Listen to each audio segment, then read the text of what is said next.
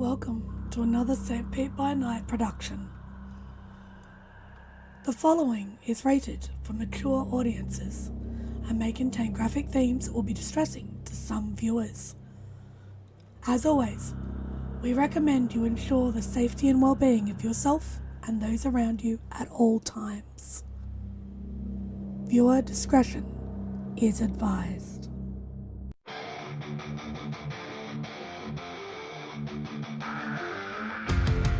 In the heart of night, we rise from shadows,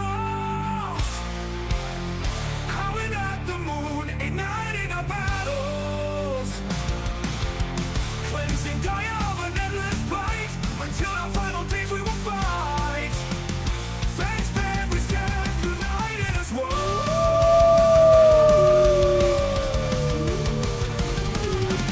Evil spirits lurking with horror and dread. Little light leads us where the brave dare tread. Glory and honor, wisdom in our hand. Together we rise, take our final stand.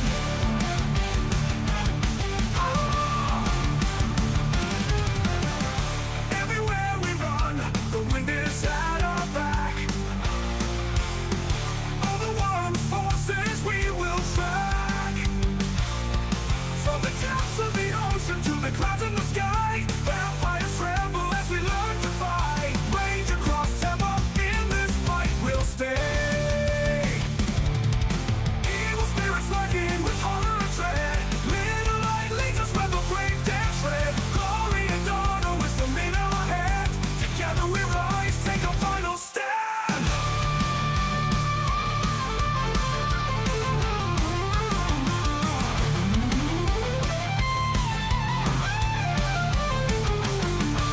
Rage across Tampa, in this fight we'll stay. Everywhere with the pack, let the night be our guide. In battles of honor, we shall never hide. Rock will never hide.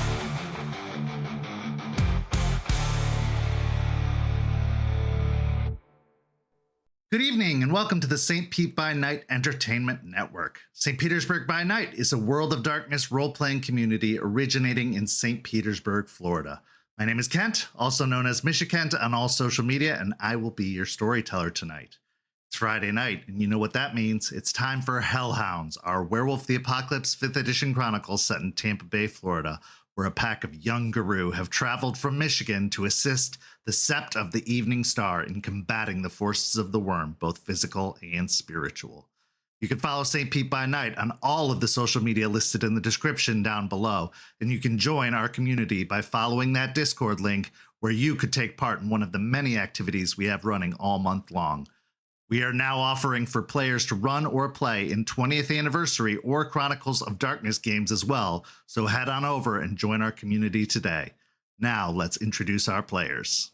Players, go ahead and introduce yourselves, if you please. Hi everyone, I'm Nikki and I'll be playing Delphine Gaia Speaker, the Silent Strider Theurge. Hello, everyone. My name is Jay, and you should throw a freaking beach party. And I'll be playing Forge from Failures, the Bonar Ruin. Okay, I'm Navers, and I play the local horse girl, Quinn Kelly, the Ragabash Children of Gaia. Hey everyone, my name is Ben, and I'll be playing Raymond Gorn, the Ghost Council of Philodox. Howdy, hello, Internet. Second time seeing you this week. That's kind of weird. My name is Echo, and I will be playing for you this lovely day for your viewing entertainment. Will-O-Wisp, the Galliard of the Children of Gaia.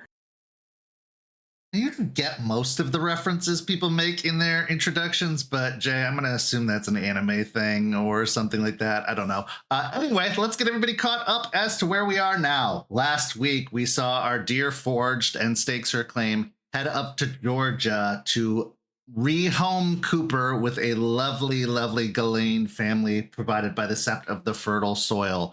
It was a heart-wrenching and heartbreaking separation between the two, but Ford, of course, made the very mature and adult decision to make sure Cooper could have the best chance at a childhood possible. We then saw Ray and Eliza enact the rite of binding as Ray continues his training as a Bane tender and successfully bound his first Bane. So much so to the point that the Bane will be bound for eons until released by choice by Raymond, if that ever occurs. Ray was also gifted a pair of aura shades made by Eliza to help him see into the Umbra to further assist in his Bane tending duties.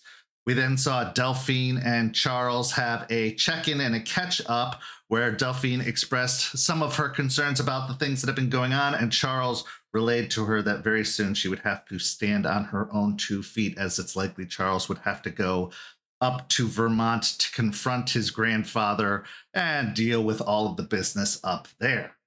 After the break, we saw Willow and Stakes have a bit of a Lupus-born heart-to-heart, where Willow learned that it was okay to be a confident Lupus-born and not to understand fully the intricacies of human emotions, aka stupid human feelings, and that they should speak their mind.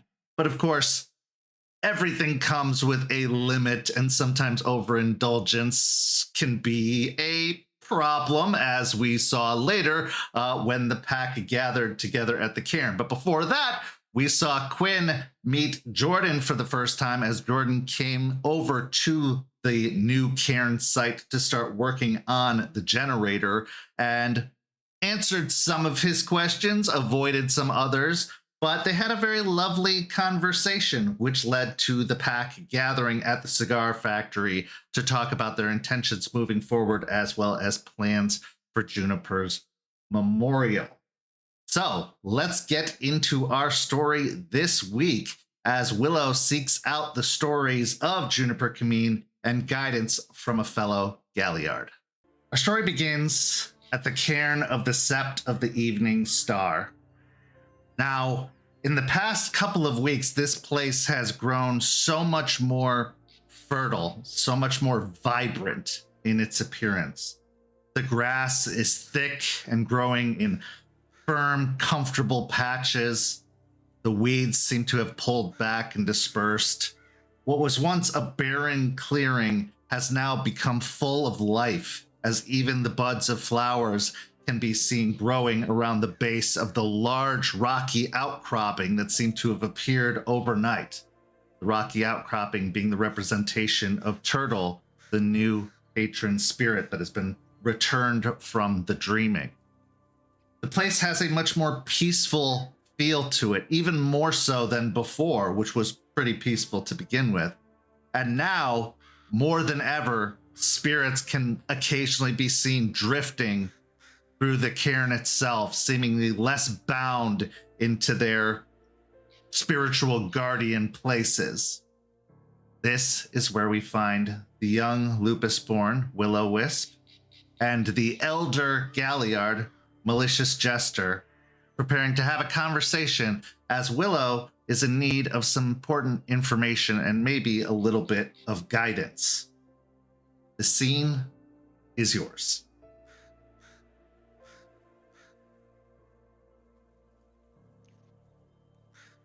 Jester is sitting at the table, one of the random seats, not even her own. Kind of just while she's waiting for Willow, watching the spirits just move about with a smile on her face. She's enjoying just watching them interact and move.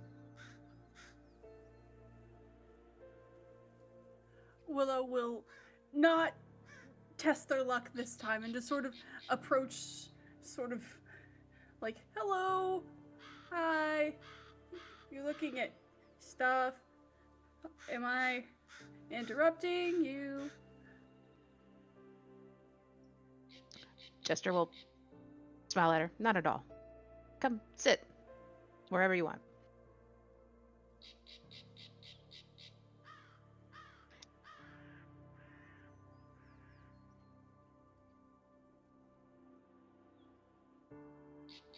So Willow, as you approach the hand-carved wooden table that sits beneath the massive tree where hangs a large clave, almost ornamental in its positioning, you find one of the seats, and at random, you pick.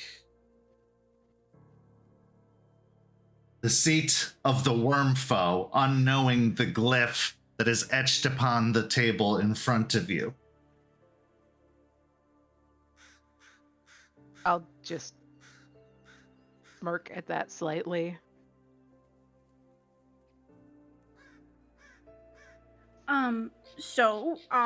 I hear that you were Juniper's tribe sister, and I have the great honor of putting together The story.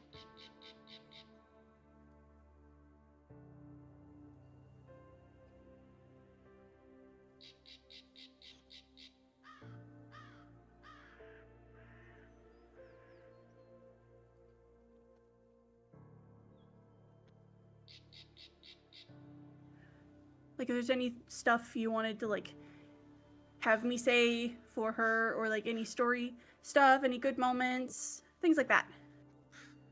Yeah. I'd be happy to help you. I wanted to talk to you anyways about, well, Galliard stuff. So, which do you want to start with? I mean, I'm probably very behind on the Galliard stuff. I haven't had any training where that's concerned. So that would probably be a good-ish place to start. Yeah. Okay. Well, what do you know? What have you been told about being a Galliard? Well, we are supposed to be beacons of light and of joy, and we sing the songs, and we know the history. I still need to learn history. Mostly that we are song makers and speakers of truth and stuff.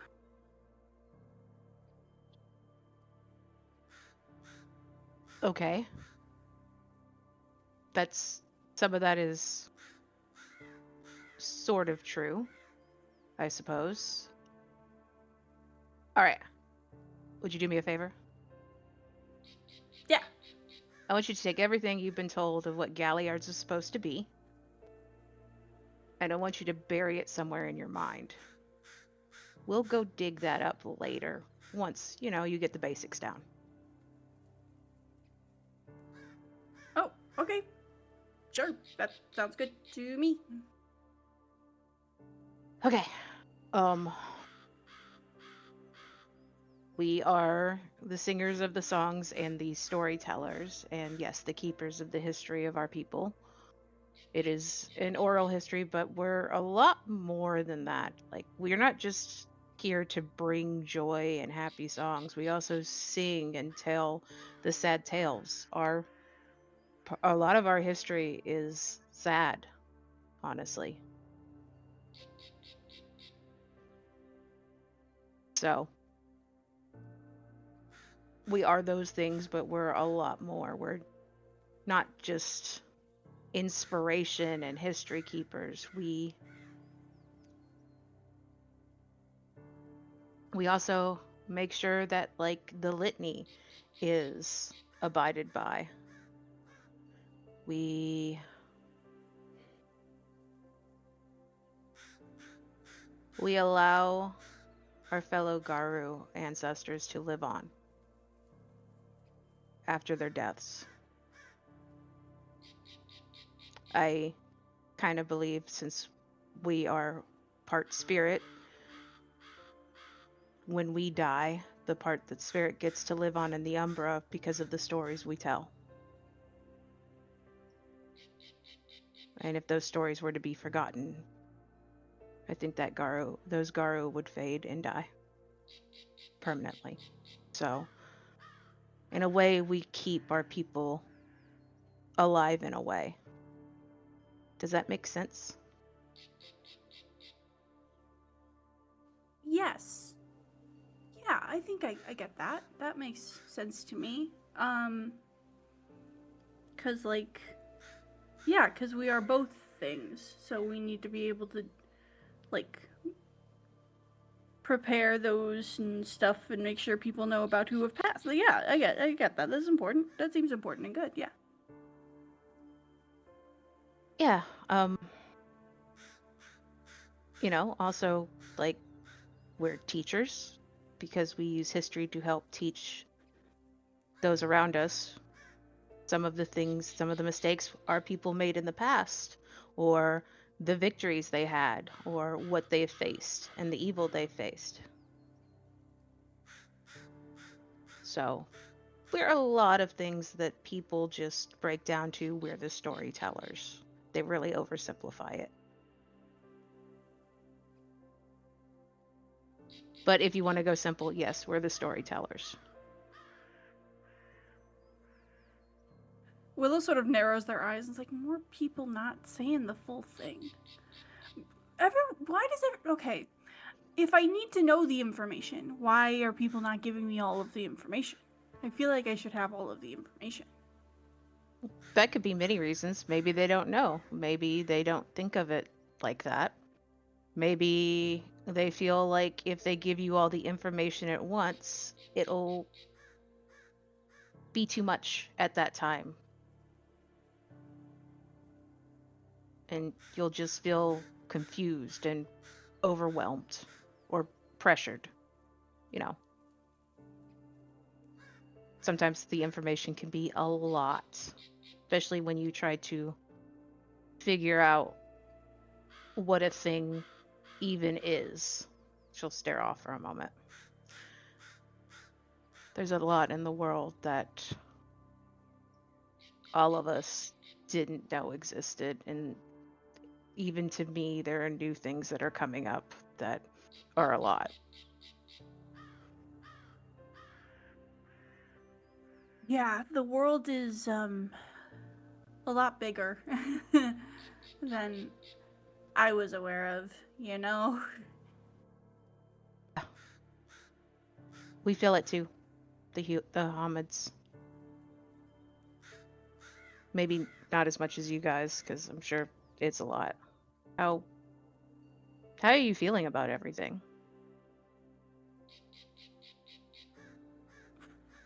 Oof. I mean, it's complicated. I am done with the complicated. I would like to be done with the complicated. I know I can't be done with the complicated because people are complicated and they've got all those feelings and things. And it's distracting and it makes things more complicated when there could just be very simple answers to things if people just didn't have all of the feelings and stuff that clouds like the brain thoughts. Yeah, it gets a lot. Honestly, No. sometimes I will, if it's a lot and really complicated, I'll just spend some time in Lupus because it's just less that way. It's less and better and better and less. Would you like my advice on that? On the overcomplications instead of taking the simpler ways? They sort of narrow their eyes as like cock their head a little bit. Okay. Sure. Say the simple things out loud. Say the simple ideas out loud. If they're overcomplicating it, they may not have thought of the simple way. And that's how you can use your voice. Because maybe the simple way is the better way. And they're just not thinking about it.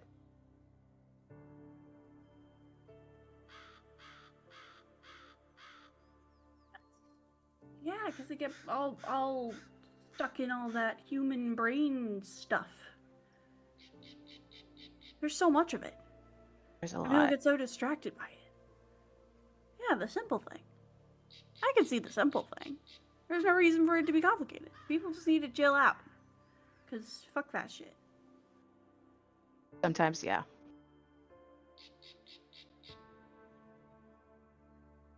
But okay, then if we are more than just storytellers, because we gotta preserve all of the stuff and stuff. How do you go about it? Because I don't really know how I should go about it. Steak said I should just howl it out, and then Izzy's like, try and blend a few things. I'm like, I don't even know where to start. So Well, mine is definitely set for me. I would say for I usually sometimes I sing songs, sometimes I'll tell tales in public that I write. A lot of it at this point I've been recording videos on the phones. I know you don't really use phones, but oh wait, like the TikTok. I know what the TikTok is. Quinn lets me and Delphine both yeah, do the TikToks. a bit like that. I don't actually put them on TikTok because, the veil, but I record videos so that, if I pass on, my stories aren't lost.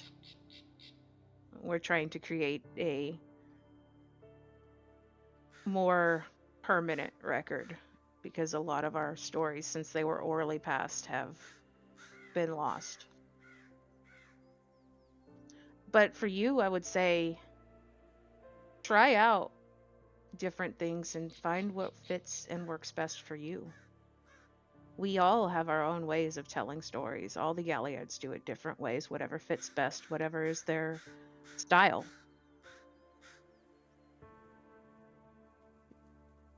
I'd say try out different things and see what you like. You might be surprised. Well, for the funeral, I have put together words, and then I am putting together a howl because I want everyone to be able to participate. And I know Stakes was really close with Juniper, so she should get her own special bit because they had a relationship that was important. And then everyone else gets the words version. I think that's nice. I think it's very nice to include stakes in that. I have a bit of the story to add to it if you'd like. Yes, please. Yes.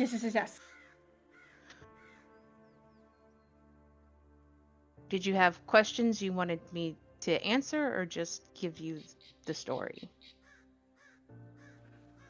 Well, forgive me, but to assume, I thought the Galliard would want to spin a tale properly.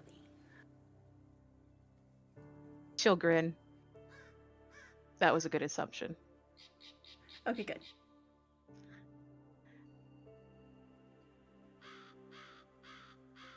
When Juniper came here, she was pretty sad. Pretty withdrawn. A lot had happened to her in her past. She'd lost her family. And I tried to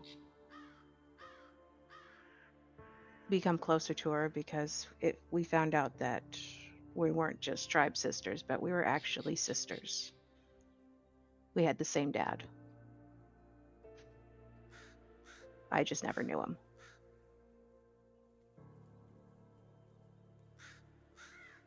She was really troubled by a lot of things that had happened in the past and angry. It's kind of our tribe thing to be angry. So it's not really a surprise. But she was able to overcome that anger, I think, with guidance from her pack and stakes.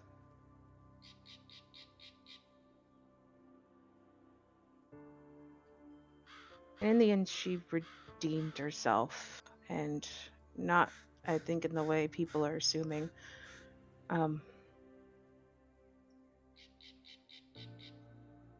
She'll stop and take a deep breath. Willow will sort of look at you like, go on. She gave her life for Forged, but how it happened was that Forged had died in the fight with the Black Spiral dancers, including his brother. And she made a deal with the spirit. For his life, she would trade hers as long as he was able to escape with his child. And that spirit empowered her to fight off the rest of them, but she burned that fire within her completely. And so she sacrificed herself for the family and the hope of another, because family was always most important to Juniper.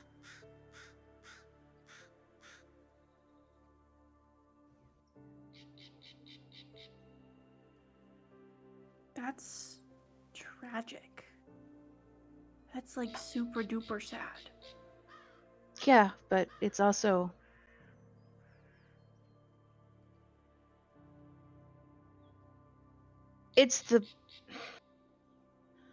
we sacrifice ourselves a lot, Garu, and sometimes I feel like it's unnecessary or not, or in vain. But I feel like Juniper's sacrifice was everything worth sacrificing yourself as a Garu for. So it is tragic and sad, but there's hope for Cooper and Forge now. So it's kind of sad and hopeful at the same time. We actually have a word for it. It's called bittersweet, where things can be sweet and wonderful, but also painful at the same time.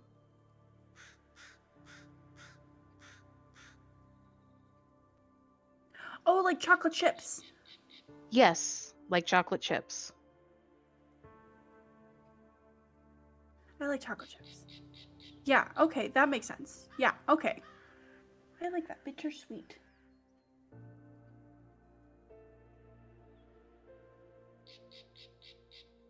Okay. Well, that is the that is good. I think I can put together words from there. Yeah. Yeah, I think I've got words. I think I have words. Yeah, yeah, okay. Good. Glad to help. And we should probably meet up more. Continue the Galliard lessons. Yes, I probably need them. There's a lot to learn. There's like so much to learn. And there's not enough time, I'm realizing. Yeah. There is not.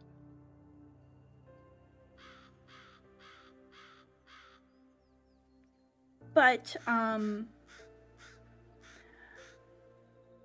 if there's one more thing you could tell me about, because I'm trying to learn about the different tribes, because I did not get a ton of, like, I know the basics, but if I'm going to be telling the stories, I need to know the details, right? So like, tell me a little bit about like your patron and stuff. So my patron has many stories, but the most known is probably the story of Medusa. There was once a priestess to a big spirit, we can call it. Like a huge spirit, kind of like not quite Gaia, but maybe just below Gaia, if you think about it, right? She was a priestess to the spirit, and one day this other spirit, a man named Poseidon, decided he wanted to take this priestess and do terrible things to her.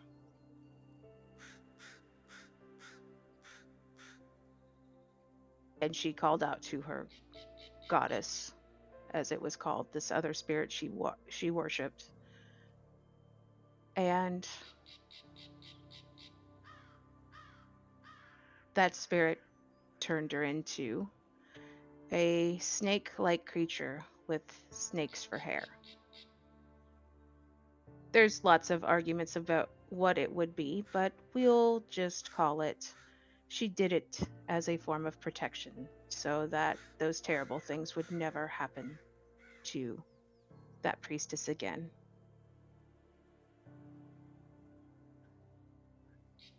My patron is called Gorgon, and we fight injustice in the world, such as the injustice that happened to that priestess.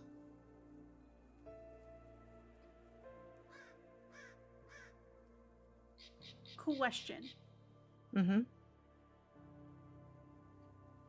I thought snakes were of the worm. Snakes are just snakes. They can be dangerous, but so can we.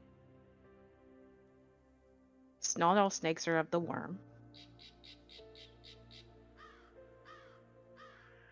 And at one time, some of the ones that were probably serving their purpose.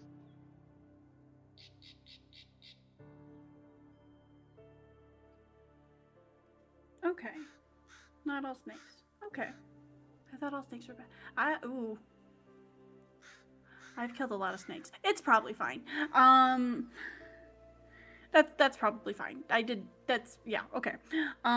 Okay. That's good. That's a good story. I like that story. I can retell that story. I need more stories about unicorn. But I did just get one.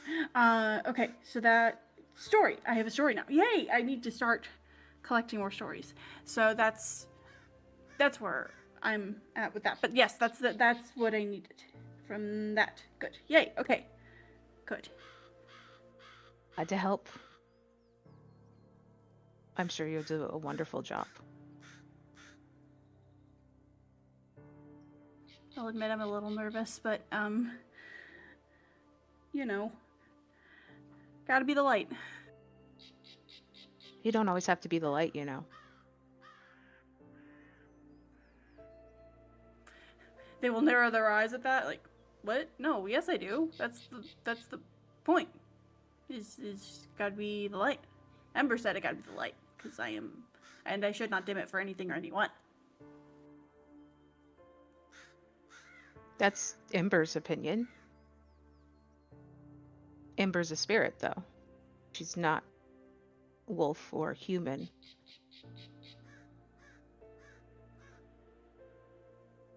But like, she's of Gaia. She's the light of Gaia. So we should listen to the light of Gaia, right? Like, that's. I think you should take her words into consideration. I think you should listen and you should hear them, but sometimes her beliefs or what she wants you to do may not be great for what the rest of the world sees it. Spirits all have their own opinions and thoughts on how things should be. Sometimes they clash with each other. Sometimes they clash with what you believe.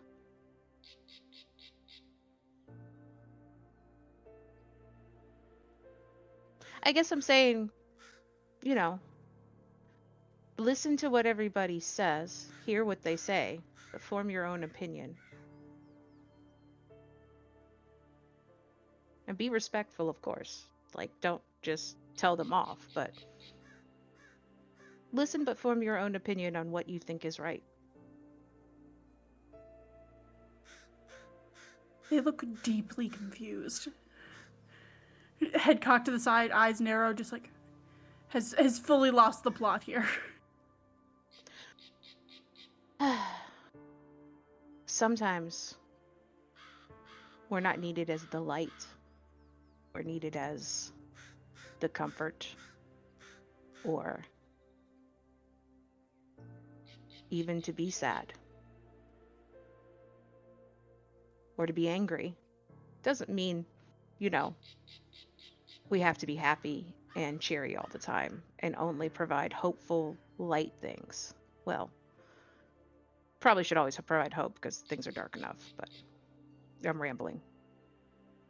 Sorry. No. New to me. No, you're good. You are good. No, words are good, and we are the word people. We should be saying the words. We should be saying the most words, in fact. Stakes had talked to me about that, and that is a lot of me having to get around the idea that I need to bite more, because I had lost my bite for an extremely long time. So I've gotten better at biting back more, and I think I'm doing pretty good at some of the human stuff, but Steak says I shouldn't try so hard at the human stuff because I'm not human and stuff. So putting myself in that box is not good. So I can still learn some of the stuff, but I don't need to do all of the stuff like all of the time. Like with the angry and the feelings and the stuff. I don't need to do all that. I don't want to do all that. That's a lot of effort and work, and no, don't need it. So I'm just gonna, being the light is more just like I want to be warm and healing and helpful. It doesn't mean I want to be happy all the time. Okay. Just also make sure that you have someone there that can be that for you. Because if you're going to be warm and healing and helpful, it's a lot, and it makes you very tired.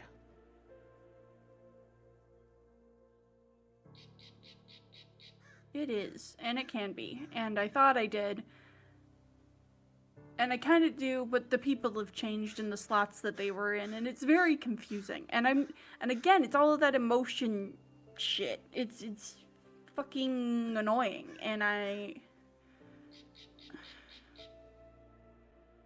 when I came here, I had a very clear set of, like, these are the people who are safe and good and stuff. And now I'm just all turned around, and I don't know what to do about any of that.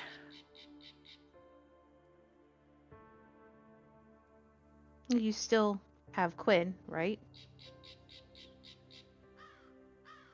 I want to say yes, but he's been weird lately. Kind of new to him too, this whole place.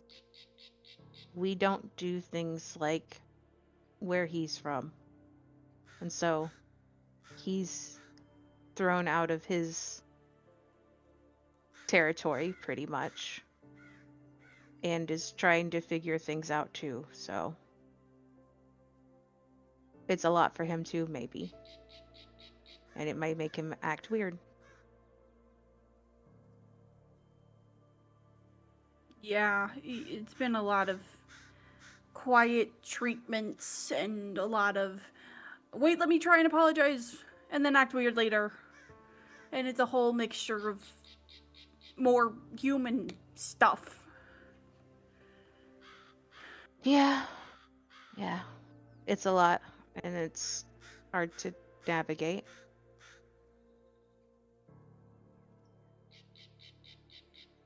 But you want to, right?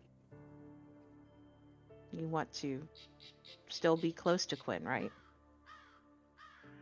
Yeah, I mean, he's tribe, right? Like, you got if you can't trust tribe, who else can you trust? But also at the same time, he doesn't get it, and Stakes and Izzy get it. It's a lot easier to talk. Stakes and Izzy doesn't get it. Quinn doesn't get it. He's trying, and I get that he's trying, and I appreciate that. But it's just,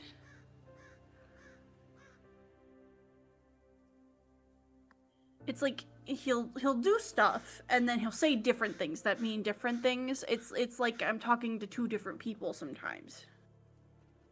Ah.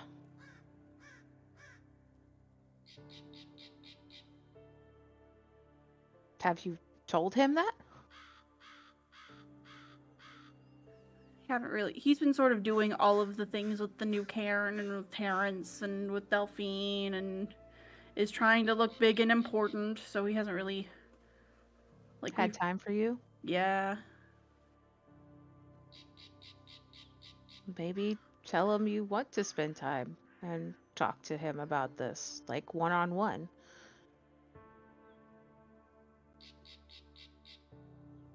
I'm still deciding if I do or not, to be honest.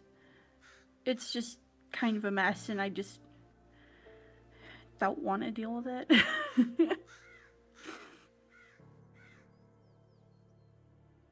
I get it, and you're going through a lot, but I would say don't throw away what you have with Quinn. He's still part of your pack, and I think even, you know, coming from where you came from, your pack is the strongest support you're going to have in this, and you need him.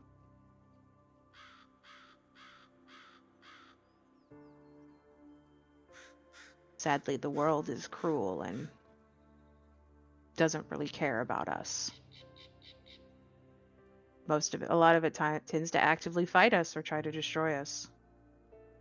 So having your pack and having someone you can lean on when it gets rough is really important to have.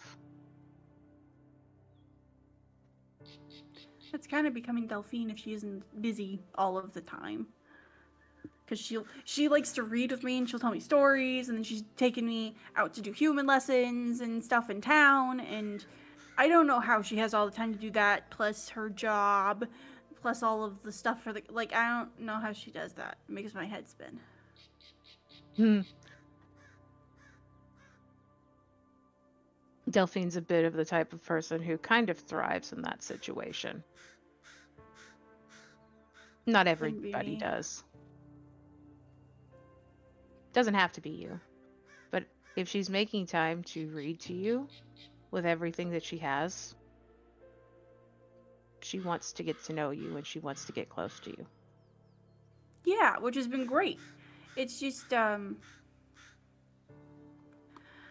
you know, everybody's busy with stuff, and it seems I sort of just... I still haven't met Ray yet, really. And Forged is Forged. So, I'm just... kind of just...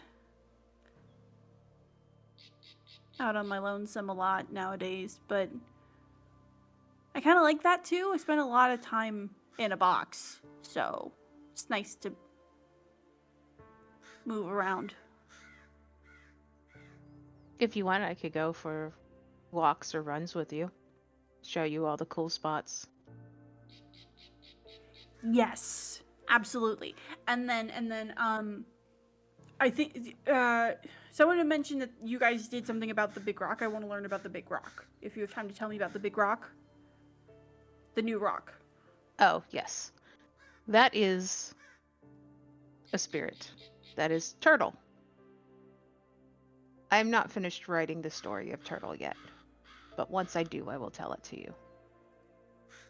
Do you need another Galliard to help bounce ideas off of, or to help? Sure. Sure, we can do that. I can tell you the very gist of it if you'd like. We went into a place connected to the Umbra where dreams come from. You dream, right? Yeah. Yeah, we went to that place via the Umbra, and we walked a road, and we went on a journey that had many things that wanted to stop us, including this thing called a story thief, where it would steal stories or memories from you. But we made it through the road and through all the dangers to where we came to Turtle asleep. And we argued with the story thief and won him over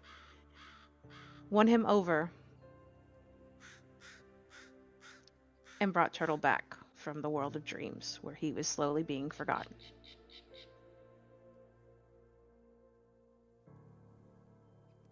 And that's why we're important, because if we don't tell their stories and they do that, then they go to sleep forever and disappear? Yeah. Exactly. That's scary. It is scary.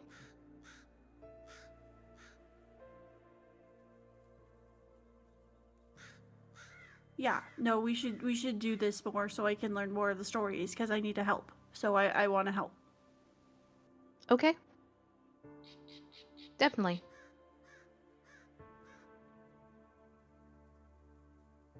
Okay, cool. Yeah, okay, cool. Yeah, awesome. Good. Yay.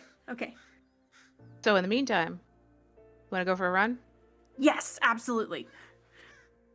I'll shift into Lupus and wait for her. Oh yeah, shifting into Lupus and sprinting off into the woods. So as the two of you go tearing off into the bond surrounding the cairn, what's going through your minds after this encounter with one another and the forming of a new relationship? Willow, we'll start with you, and then Jester.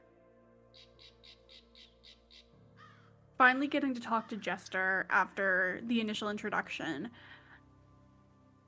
I don't think Willow has met someone with such a cool temperament, and it just sort of has such an even tone, but like you can tell that there's a dam that's holding back all of the rage. It's an energy that Willow hasn't encountered before. But the moment that Jester starts to tell a story, like it's like everything shifts into that, and it's good that someone else connects with them on the Galliard level. And Jester. Not gonna lie, I'm a little nervous about now having a Galliard mentee, especially when I feel like I'm still figuring out how to be a Galliard myself, even after all these years. So I feel like, though, it went well, and I like Willow a lot, and her energy is a bit infectious, and I just hope that I can help her become a great Galliard. There's a clear divide between teacher and mentee. It is difficult in Guru culture because those lines often have to blur by necessity. And maybe it's for the better. That communal mindset that the Guru have often served them in times of strife and in times of struggle. Having pack mates and mentors to lean on, that's how you stay the course, because wolves aren't meant to live this life alone. They need to surround themselves by those they trust, those they can rely on. But also, the dangers of the Guru life make those lives very, very short. A ally could be there one day and then gone the next. So it's so important in these days to make the most of every moment you get with those individuals. And if anything, the loss of Juniper makes that even more so. We now move on to our next scene. Our next scene begins in a therapist's office on the outskirts of downtown Tampa, just outside of the border of the vampires, but far enough outside that Forged can feel comfortable venturing to and from the location. To say that Forged has a lot to talk about would be an understatement, possibly the understatement of understatement. But, as is always the case with therapy, you have to choose what you reveal and how much. And if you hold anything back, the work can't truly be done. Every piece of information is important. Now, the problem with being a Guru with a human therapist is that you have to hold back quite a bit in order to make sure that the veil is secure. So I suppose the question to you, Forged, is how much are you really getting out of these meetings with Heather? How much are you able to take on to your real life? What tools have you gained? And what is it that keeps you coming back for more?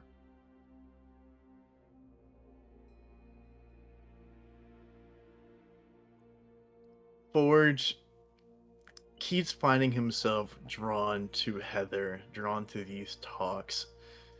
At first, couldn't really tell why, First, he's kind of just justified it as, oh, she's hot, and we go out and party, and just sometimes we have deep talks beforehand that feel kind of nice, but, nothing crazy, but having become more emotionally intelligent, or at least trying to be, he comes to appreciate the normalcy that talking with Heather can provide, as everyone else, at least all the other group, they may understand more, but their visions is kind of clouded by talks of spirits, of the Garud nation, of Garud life, when Heather gives advice through the lens of a human. And that's where Forge kind of feels most comfortable. He enjoys being around humans. He enjoys feeling like a human. And this kind of is almost a nice escape and a way to keep in touch with his roots. So as you arrive at the office, you end up sitting outside in the small waiting room outside of her office, as you see that there is a sign hanging on the door that says, "Session in progress. Do not knock." After a few minutes, the door opens, and a younger woman with long brown hair hanging down to her shoulders steps out. She's dressed somewhat fashionably. She has a wide-brimmed hat upon her head and some jewelry around her neck, as well as a button-up shirt. At this point, Heather follows out behind her and says, "All right, Chloe, I'll see you next week." And then she looks over to you, Forged, and says, "Bradley, come on in." He'll nod, and as he's walking over, he'll kind of lower his voice a little bit and say, her hat is actually dope as hell. It's a pretty nice hat. Have a seat. She leads you into the office and closes the door behind you, where you see the same overstuffed couch, a couple of chairs flanking a small coffee table, and then her desk with a chair on either side. Where do you choose to post up? I think the couch. This has been a classic spot for him to be able to lay back a little bit, get a bit more relaxed. Okay, so as you flop down on the couch, Heather makes her way over to the desk, grabbing a small notepad off of it, and comes to sit in one of the chairs across from the couch. How are you feeling today? How was your trip? Yeah, I was gonna say, it's been a hot minute. I would like to say that it was a nice trip and fun vacation, but did not quite pan out to that. And, to be honest, feel kind of like shit. Not been a great time for Bradley last while. Well, let's get into it. What's been going on lately?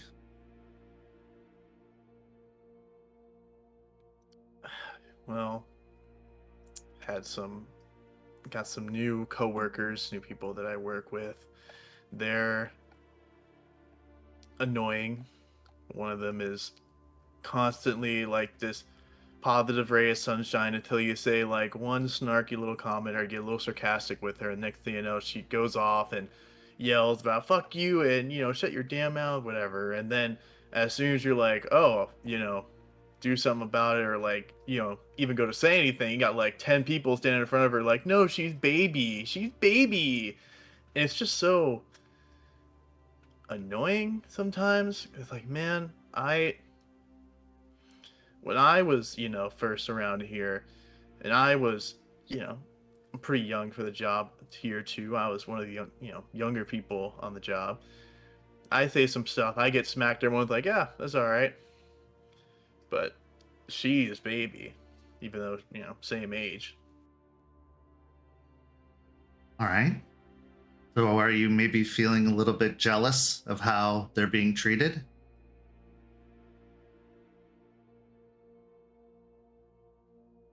Forge thinks on it for a moment as he does he does like give a serious thought, like, am I actually jealous of it? A little bit of jealousy, but he finds he thinks more about it. There's something else quite there that he's not quite able to put his finger on. So he'll say, a little bit, but it's,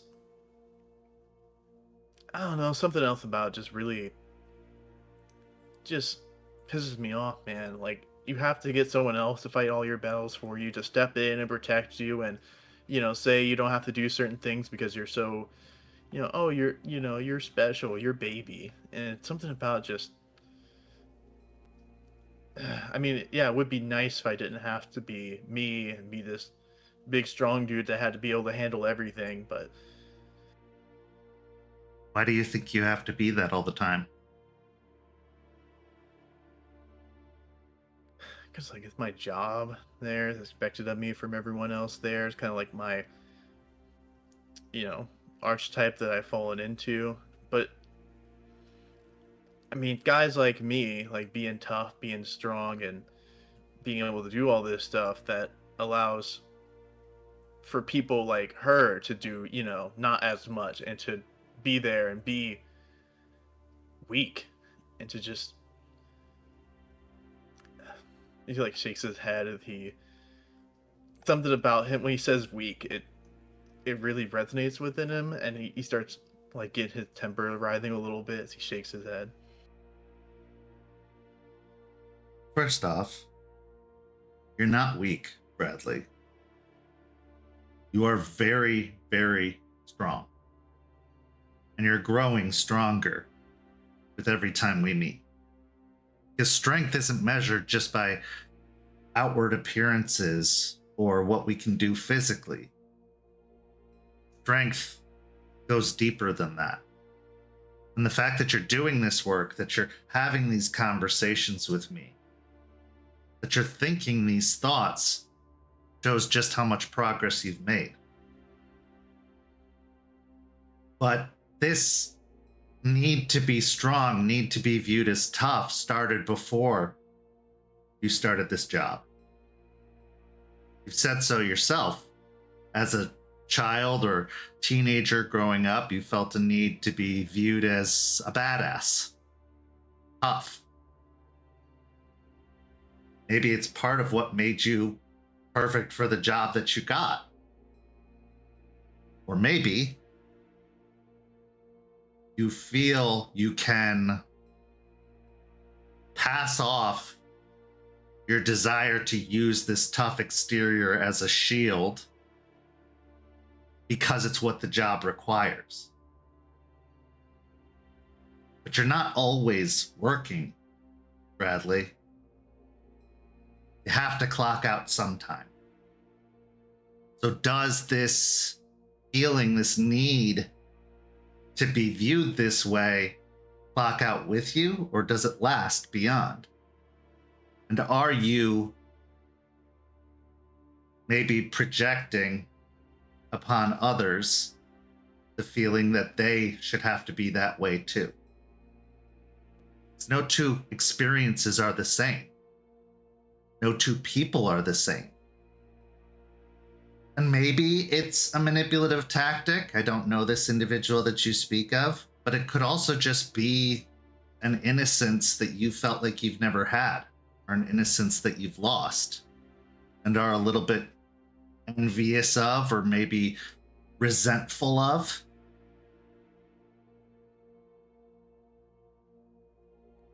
Forge, on hearing this, leans back on the couch, his head draping over the top as he looks up at the ceiling, tapping his foot a bit anxiously to this as he takes it in and lets out a low, it's like, God, this,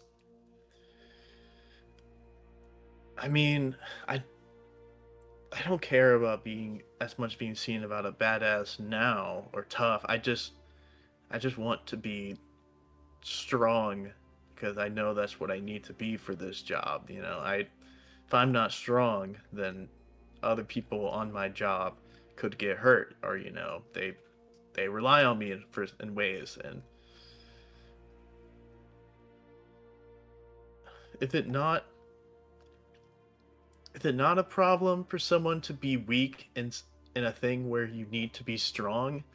Like, if she's a liability and she gets someone else messed up,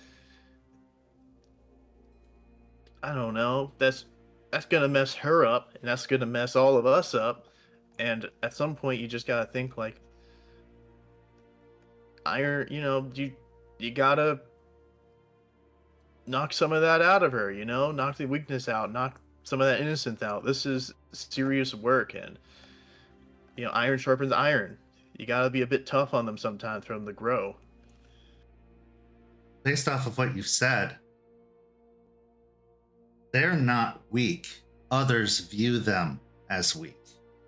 That's why they take the need to step up and step in those moments. From what it sounds like, this particular individual uses that positive, peppy attitude as a shield to cover up for something else beneath it. That's why you have those outbursts. That's why you have that sudden irritated or aggravated behavior. Don't assume the strength of an individual solely based off of their actions. There are individuals who are quiet and might be viewed as meek or shy that are some of the strongest individuals because of what they've been through, what they've experienced. If you really want to know this person, know what their motivations are, or know if they are a liability, you need to know them. And there's a lot of ways to go about that. You can test them. I don't recommend it. You can also just ask them. Ask them for their story. One of the best things you can do, Forged, is ask questions. Or Bradley, is ask questions. The more questions you ask, the more they reveal. And you asking questions shows an interest in them, an investment in them. And I can tell you, speaking from experience, women like that. They like being asked questions. They like when you don't talk about your accomplishments and try to show off, even though I'm sure media and culture has taught otherwise. You really want to impress someone or get to know them. Don't make it about you, make it about them.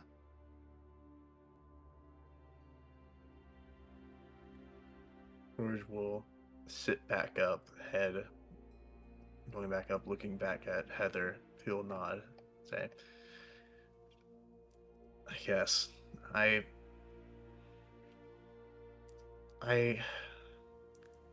it's hard to tell with words, with talking, because I've talked with a lot of people, and I mean down here, my coworkers, and a lot of times just people don't live up to the words they say, and they'll say a whole lot, and in reality, when the time comes, when the cards come down, it just don't live up to it, So, and I know I'm kind of sounding like my old self here a little bit, but I don't really, ever since coming back, the idea of like getting close to any of them, even my coworkers that I'm friends with, things just feel different, like weird. And when I think about like getting close to any of them, I start like, it's just hard to describe. Just this really, I hadn't really felt this before, but just something about it just doesn't feel right. People who experience loss and trauma find it hard or difficult to connect once again out of fear of experiencing that loss once more. It can cause them to grow distant. And you've had loss, Bradley. You've had trauma in your past. So connection was always difficult for you. Now it sounds like you've experienced something recently that has caused you to revert, to become fearful of connection once more. Now, I won't pry. You can tell me what you need to tell me, when you need to tell me. Safe space, after all. But maybe that's something to consider. Why are you having difficulty connecting? Why are you afraid of forming those bonds? Because for a while, it seemed like you were making a great deal of progress of bonding with your coworkers. Some that you might have even considered friends at a point or two. But here's another question I want to ask you about the others that step in. Why do you think they feel the need to protect this individual from you?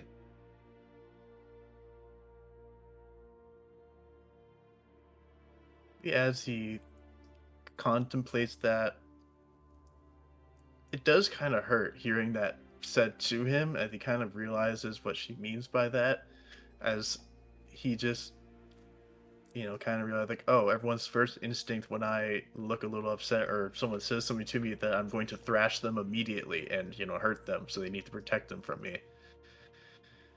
And then to come immediately, it takes a moment for him to kind of mull on it and to realize that, as take a deep breath.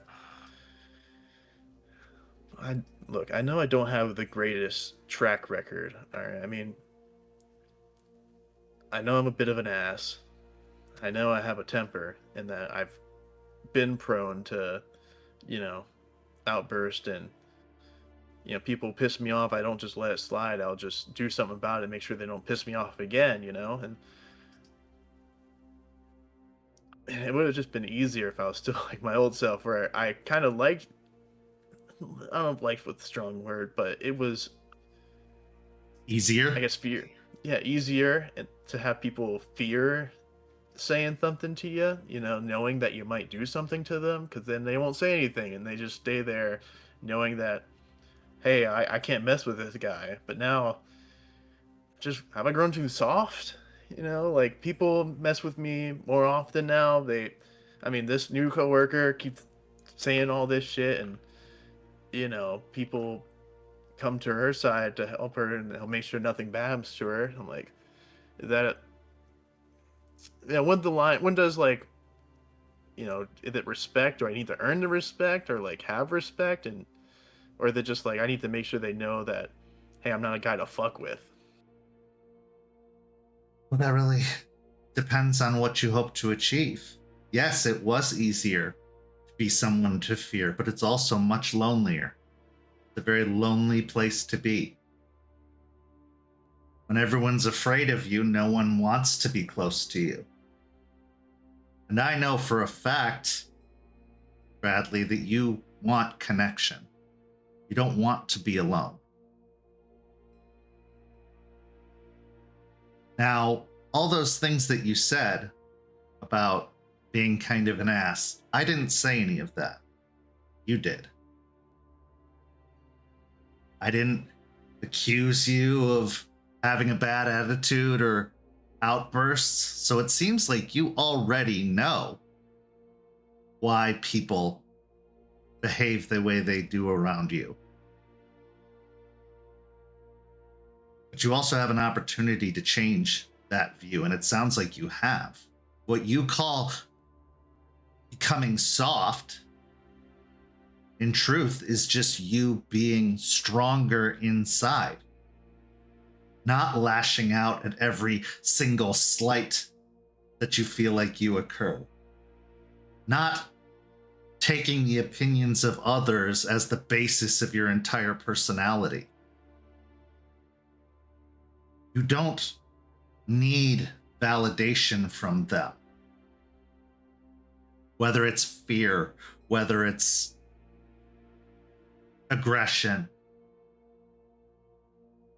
you're finding self-worth. Self-worth that perhaps you've never had, because all those things that you use to describe yourself are the views of other people. Other people being afraid of you. Other people not fucking with you again. How do you view yourself? Now, do you think you're soft?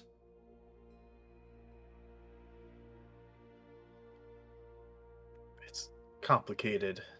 I kind of a lot changed on my trip. Uh,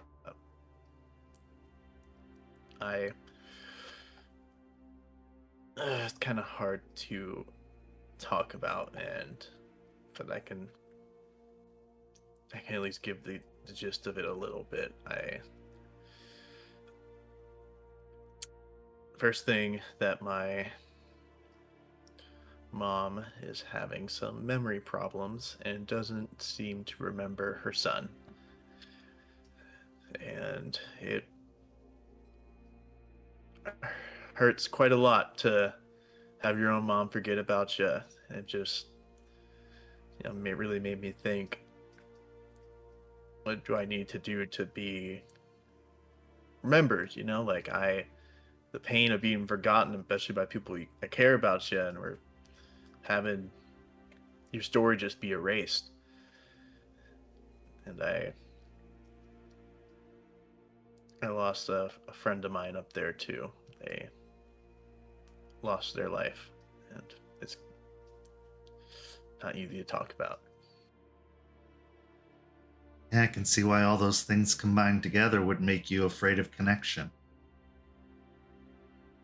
When it comes to things like memory loss, whether it's Alzheimer's or dementia, or just simply amnesia, that's not because of anything you did.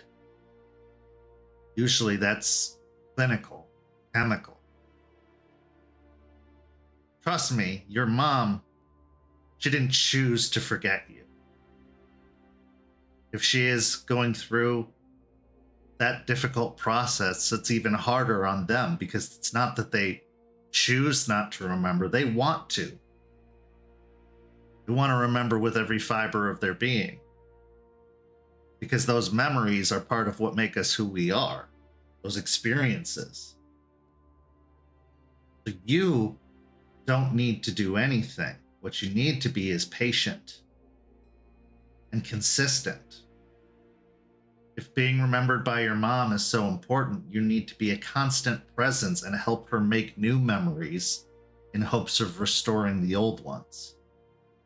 And it might not work. Some people have a memory reset every day. But it's the people who stick around and are patient through that whole process that still get to make new memories, still get to have new experiences with those individuals. It's less about what can you do for them, but what can you do for yourself to make this process easier. Yeah, losing a friend is never easy. It's scary and difficult, and a reminder of just how fragile life is. But now, your job to show just how important they were to you. Because in a way, that's how we keep them alive. Their bodies may go, but their stories, their memories can live on. And everything that they've taught us can inspire us to be better because of it.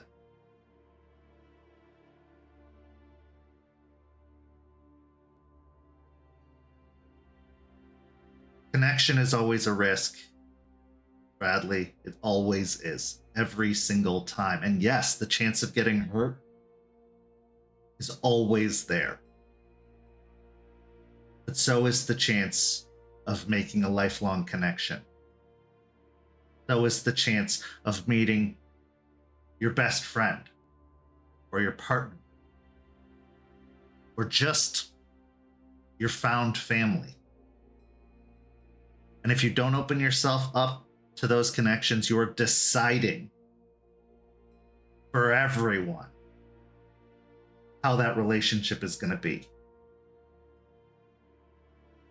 You're deciding for yourself that you choose loneliness over the fear of being hurt. Is that what you want?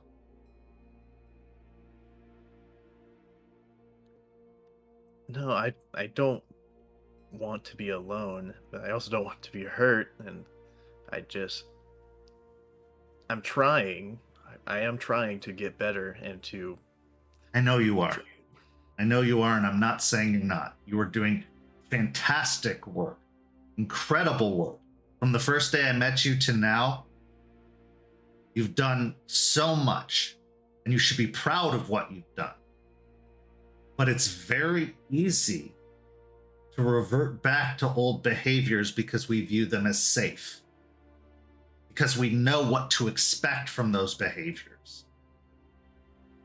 Bradley, you probably will get hurt again. Probably will. Odds are pretty good. But odds are also good that you won't. And you will never know if you don't try. Because what you put out there, what you invest into these relationships, is what you're going to get in return if you want it bad enough.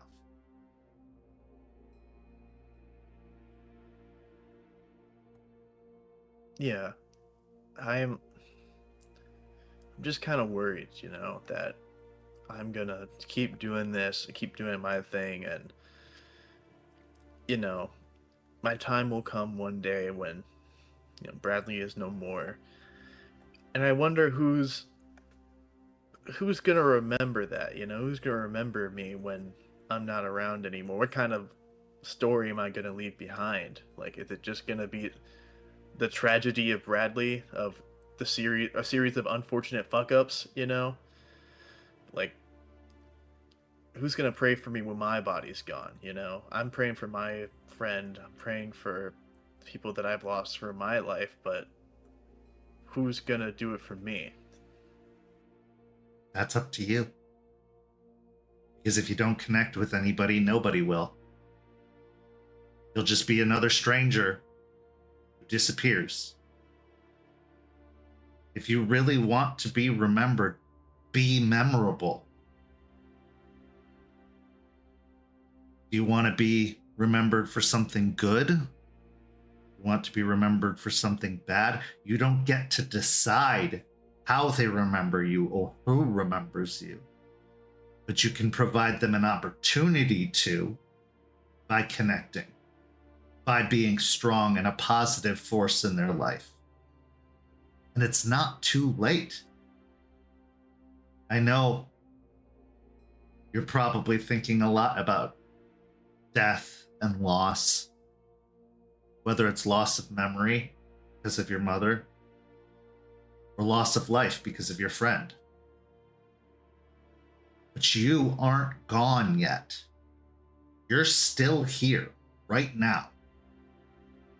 You still have all of the opportunity to change, to make memories, to be memorable.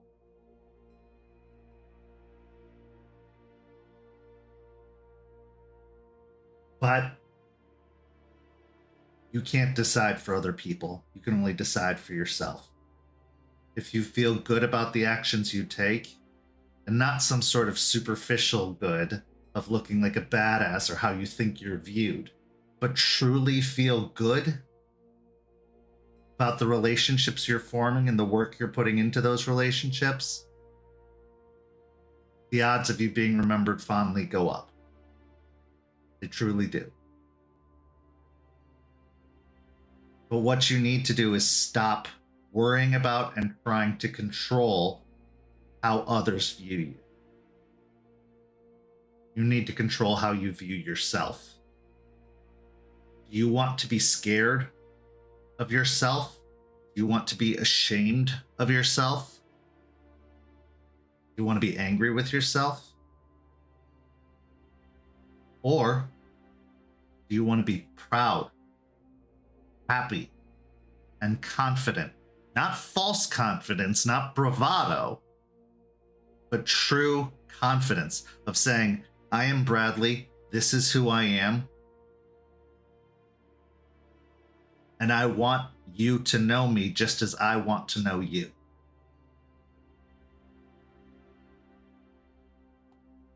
There's a pause from Forge as he leans forward and he really heavily considers what Heather's saying, kind of working it over, really digesting it as he closes his eyes for a few moments.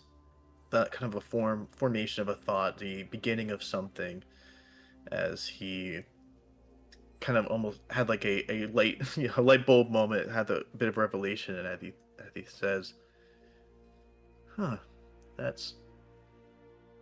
is something, Heather. That what you said just made me think of something. That it's a lot of things for community service near here, and things that I've been doing for work made me kind of realize that I don't know if I put my whole into it, if I really help, like the people here and the job and like everything, that like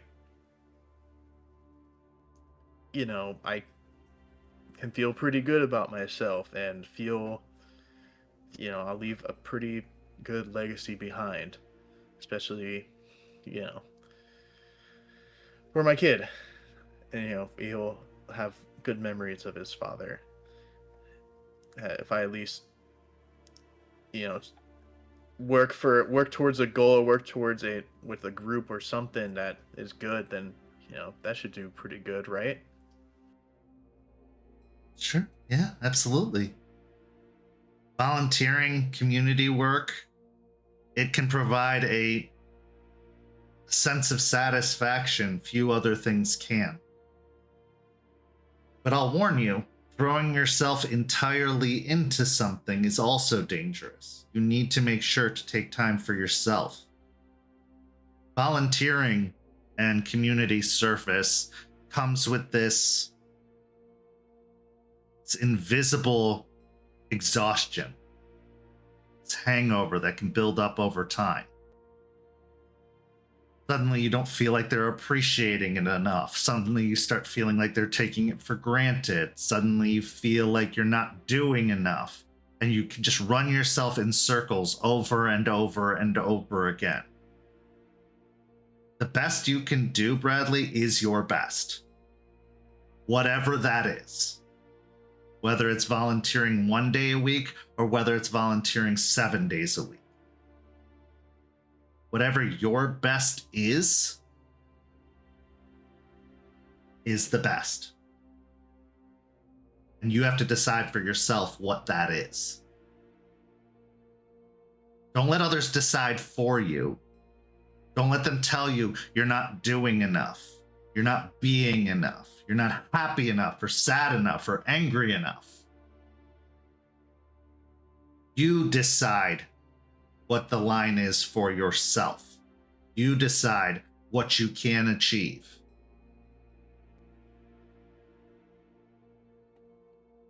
Yeah, that I can agree to that. I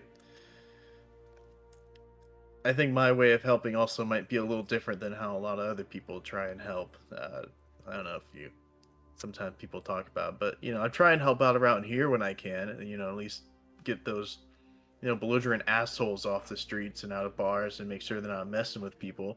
So Sure. I try and do some stuff, but maybe I could do something a little more peaceful. Yeah. Because you gotta ask yourself, why am I doing this thing? Am I doing it for me? Am I doing it for others? Or am I doing it just to be viewed a certain way?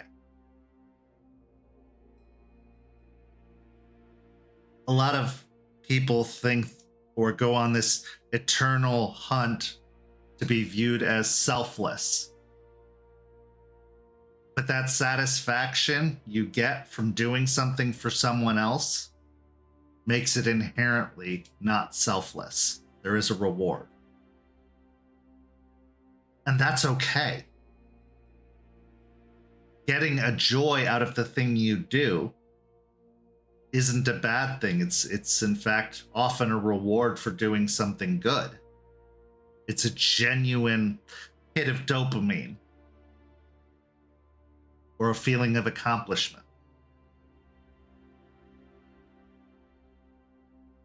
just think about when you pursue these actions, when you pursue this volunteer work or whatever it is you're trying to do, why am I doing it? What am I hoping to gain? What am I hoping to achieve or accomplish? And if you can't find an answer that's satisfactory to you, then why do it?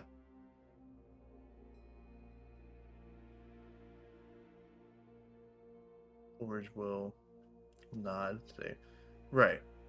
He will, at this point, kind of sit up a bit more, kind of shift comfortably before just standing up. So you're kind of taking a few steps, like pacing a little bit, seemingly just kind of a little uncomfortable just sitting this whole time. He'll say, I know I'm not a saint, so I'm not doing this for nothing. I mean, it feels nice. Feels kind of cringe to say that, but it feels good to help other people and to, be something more than just the destructive asshole. But well, let me tell you this.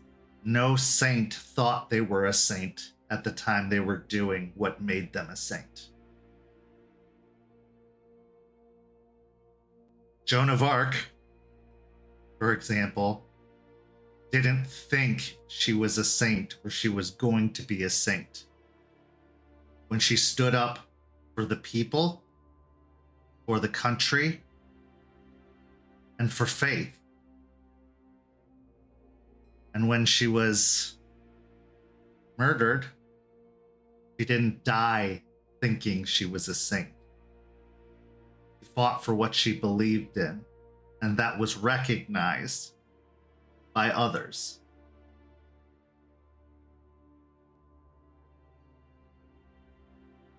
You don't have to think you're a saint to do saintly things.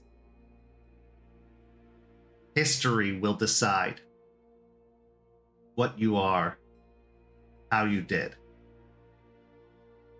All you can do is live in this moment and make the decisions you think are best, and you truly think are best. Not what you think others will think are best.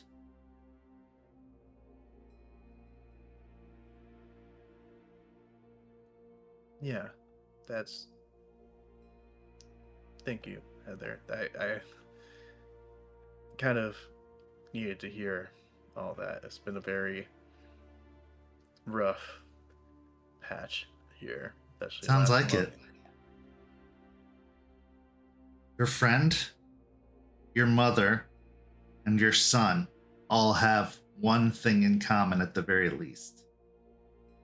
They want you to be the best you can be and to make the most of this life you've been given.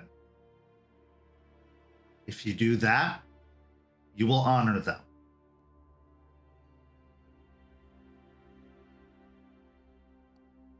Yeah, I'll no more just running around doing what, Bradley thinks a badass would do. I think it's time to start doing what Bradley wants to do, what I want to do, instead of just parading some cause I don't really even believe in. What do you want put into the world?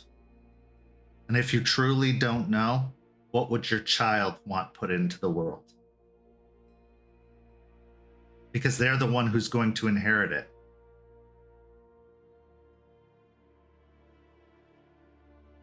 Yeah, I'd rather him not inherit a world of destroyed by pollution, of everyone hating each other, and rich people getting richer while everyone else just gets stuck at the bottom, and there's a shit ton of homeless people who don't get any help at all. So I think that's a good place to start. Don't know if I'll fix those problems. Don't know if I can, but... You don't have to fix it, you just have to try. And yeah, a world full of selfish, asshole badasses is a sucky place to live in. Because at the end, none of them are badasses. None of them are the best. They all just kind of suck. Yeah, I recently met someone who kind of reminded me of me a little bit ago. Not entirely, but a little bit. And man, that fucking sucked. Yeah. Made me, it's not fun looking at a mirror of a version of yourself you didn't quite like. That's really humbling, and yeah, that was real bad. Sorry about. Don't be that. sorry. Look at who you are now with pride. And now maybe you can set an example for this new person who reminds you of who you were. You can be the guiding light to show them that it doesn't have to be that way.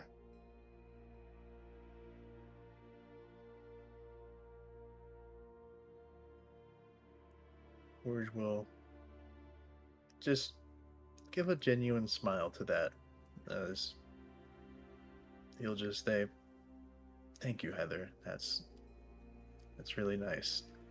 And he like kind of awkwardly stands there, and like he often like opens his arms a little bit, like, I don't know if I should do a hug here. Like, I want to show appreciation, but I'm not sure what's appropriate. She smiles and gives off a soft chuckle and stands up out of her chair and enters into the hug with you. I'm really proud of you, Bradley. And when I think of our time together, I think of it fondly. Because I've seen you become the man you want to be. Possibly the man you've always wanted to be, but we're just too afraid to try. Don't be afraid. Fear keeps us from accomplishing anything. It's a paralyzing force that will keep us exactly where we are and keep us from going where we want to go. You don't have to be afraid. Acknowledge that pain will come, but acknowledge all the joy that will come also. And then you have nothing to be afraid of.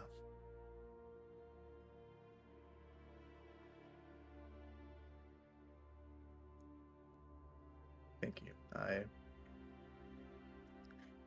I'm trying to be done with being afraid, and every time I say that, I think I do pretty good for a bit, but it seems like a lot harder to make those things actually happen and stick to them. But I guess that's part of just being a human, I guess. No matter, things are always going to change and can't quite escape everything. We are complicated animals, and we make it more complicated when external forces throw their 2 cents in. We just have to assume that everyone is trying their best with what they have at any given moment, even if it feels like it comes up short. We have to be the best we can be, and we have to hope that they are trying to be the best they can be. That's it. It's as simple as that. Why complicate it? Yeah, I mean, there's a part of me that really does want to test this new coworker by being like, hey, you want to like spar in some boxing and seeing how they stand up, even though they're probably way weaker than me. But I know it's probably a bad idea. I'm fighting the urge though. I'm fighting it. I will at least try to ask how more about them, and if they really just keep annoying me, then maybe I can do that a little. If they not doing it. Well, and if they're an older version of you, I'm sure they'd love to get into a scrap. But knowing that you're stronger, knowing that you're better, what do you have to prove?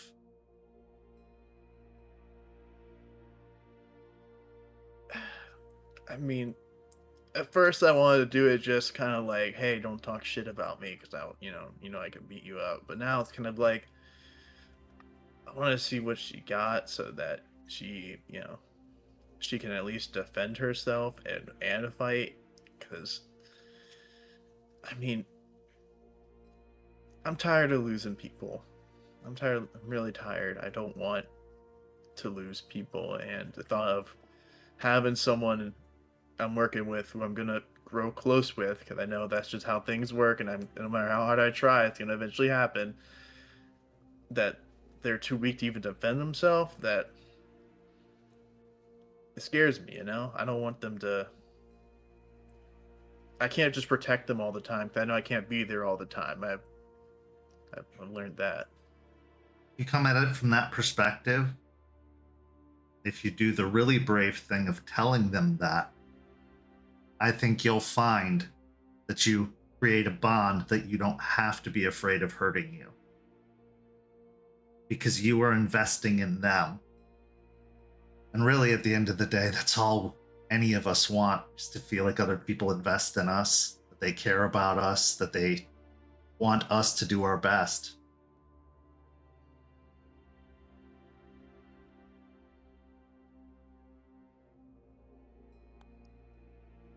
I'm a man of action. I prefer action, but I understand. I know. It's as simple as just saying, I don't want to lose another coworker or friend. As simple as that.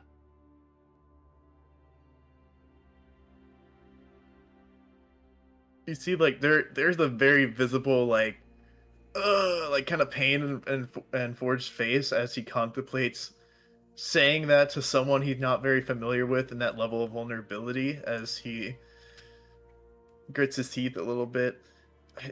I think I will have they say to practice in the mirror for those kind of things, right? I think I'm gonna have to practice a bit in the mirror before I can do that. That's just thinking about it already made me ugh. Feel it out in the situation. When the time is right, you will know it. And their reaction to that vulnerability will be very telling to you about how much you should invest in them. If they react poorly, they're probably someone who's not ready for that kind of investment. If they react favorably, then you know you've found a person worth investing in.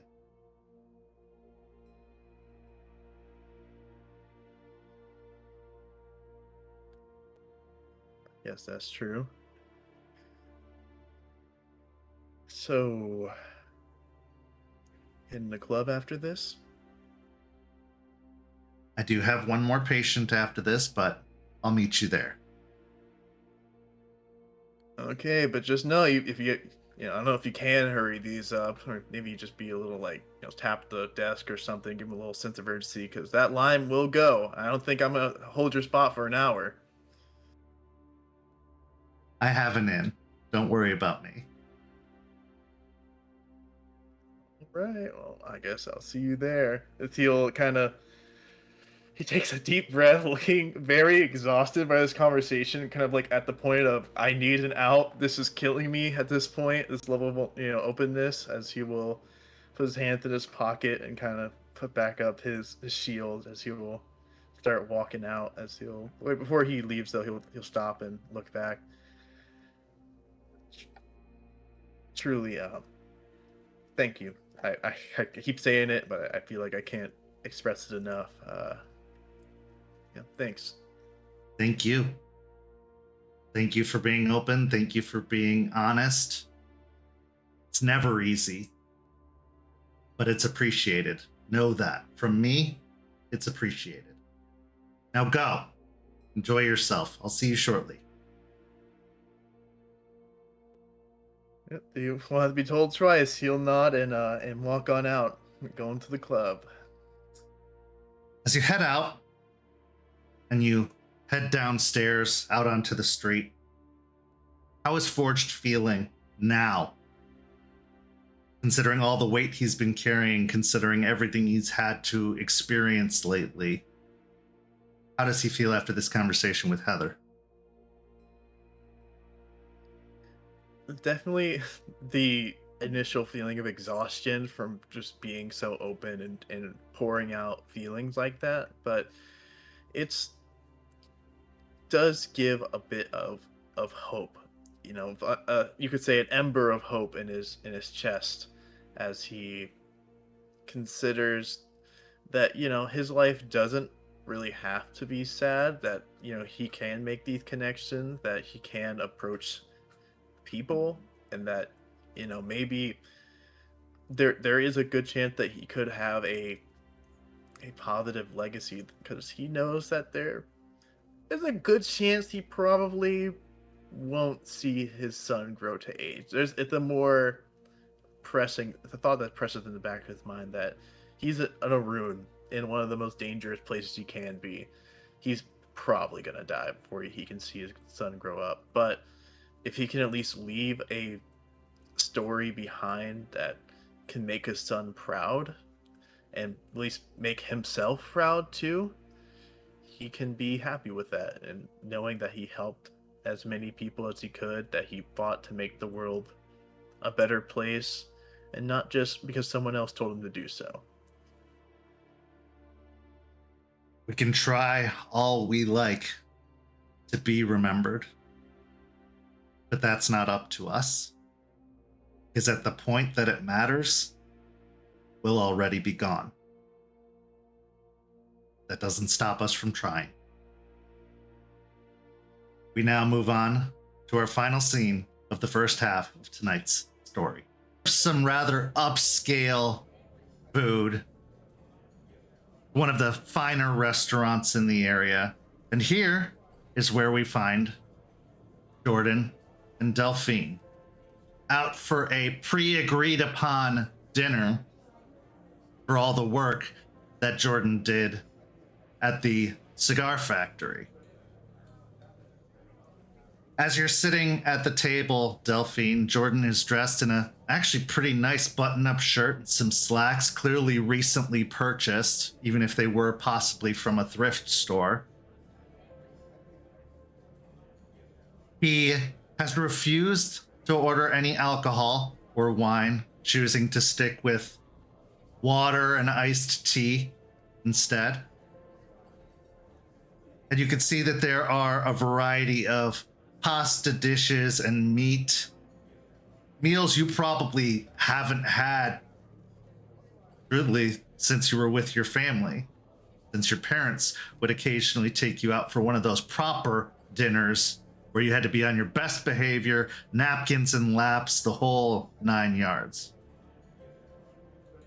There are a couple of candles lit upon the table, as there are at all of the tables in the establishment, and there's a pretty light gathering of people, but Jordan put in the extra effort to make sure that your table is a little further away from everybody else so that you could have space to talk freely. The scene is yours. She is dressed in, she doesn't really have the nicest clothing. She's gone to some thrift stores with Jester and Aspen, but like she mainly kept to a lot of still baggy clothing that's comfy and little cuteness factor in there, but mostly just fit for comfort. So she's just got like a maxi skirt on and a baggy sweater, despite the heat of the state of Florida in general. And she'll look around at the place and look at him and just comment, I honestly didn't think there was a place this nice in Ybor. Is that bad of me? No, I get it, considering most of the people you see on the street around here. Surprises me also, but when I found it, I knew I wanted to check it out. How's your food? It's good. It's definitely stuff that I've been to places like this before, so it's pretty standard menu. Another mystery in need of solving. You'll have to tell me all about it, but I saw a cool gelato place down the street too. I figured we could get some dessert after this. She thinks about it and she's just like, yeah, gelato sounds good. But in regards to mystery, it's not much of a mystery. My mom and dad were pretty well off, so I would go to places like this all the time. Oh, well, I hope this is to your standard, he says with a joking smile.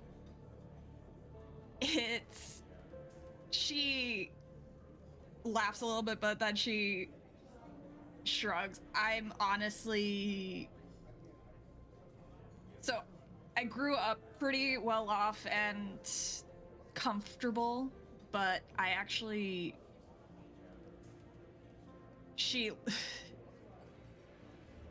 I love a good, dive.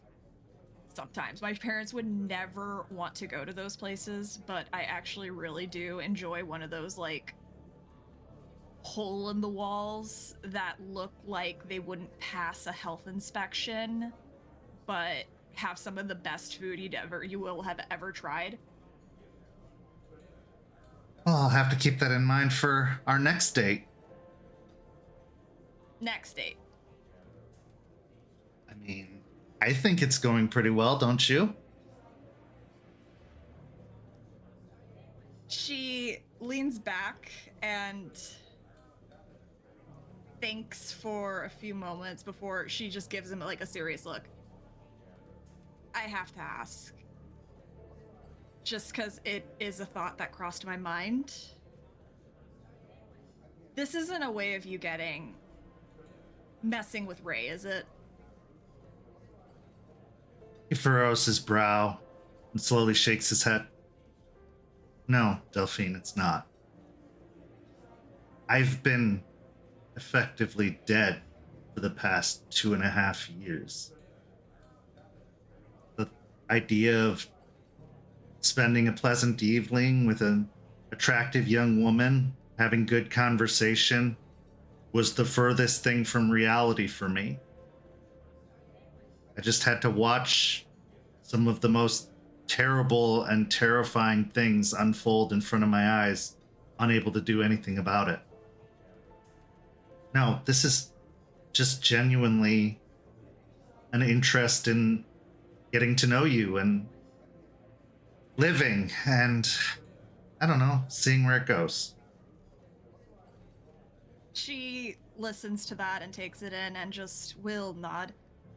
Sorry for asking, it crossed my mind we were both very mad at him when all of this came up. So It's okay. It's totally understandable. No, I'm not trying to get back at Ray. Actually, Ray and I are pretty good in my mind. I understand why he did what he did. It's not an excuse and it's not going to make things all better, but I can't say I wouldn't have done the same thing if I were in his shoes. I had to lose a lot of people I considered friends and family in the military, and Ray has been my best friend since we were kids, and I love him like a brother. And I will always eventually come around to forgiving him, but I'm going to make sure he doesn't forget what he did. And besides, Okay. and he reaches up and touches his chest, I have a special little reminder of you now forever, too. it's like a tattoo, only way more painful. I definitely felt it. But I wouldn't trade it for anything. All of you saved me, gave me another chance to have moments like this. Even at my worst, when I didn't want them, didn't want anything, I'm glad that I have the chance now. She smiles a little bit. I'm sorry. I need to say that. I'm not going to lie. When I admit that I was one of the bigger proponents of dealing with you the old-fashioned way, but that's because I didn't know of any other way of it working. I've been... You know the suit? Yeah? very traditional teacher for us. And she, like, gives an emphasizing eyebrow raise when she says us. And he has only ever been taught a certain way, and some of that has been rubbing off on me a little bit. I'm a little bit more,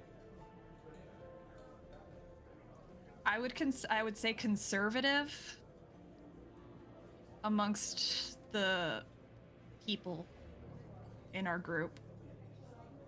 Oh, I get it. Learning more and more about what you're dealing with and everything that is sort of at risk with every decision you guys have to make. I'd get it too. Quick, clean, get it out of the way and over with so that you can move on to whatever the next catastrophe is going to be. But also, if it worked, why are you still doing it? If that was the best solution, why do the problems keep cropping up? Maybe it's time to think a little different.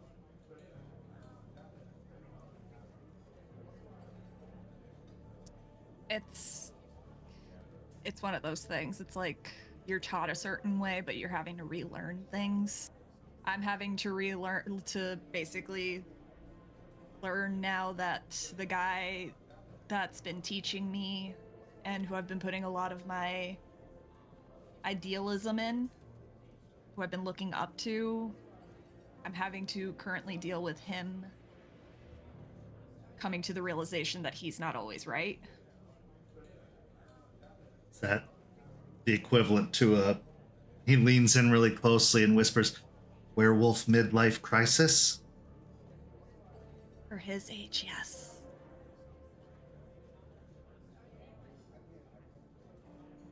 Well, if I've learned anything from all this,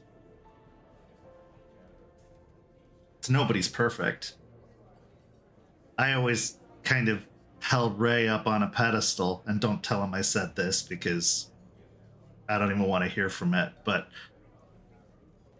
I always thought of him as this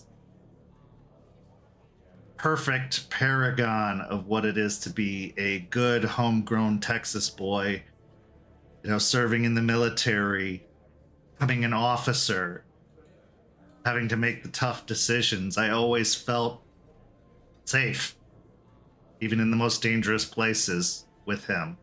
But then I see that he's not perfect either, because well, he strapped me to a chair for 2 years, and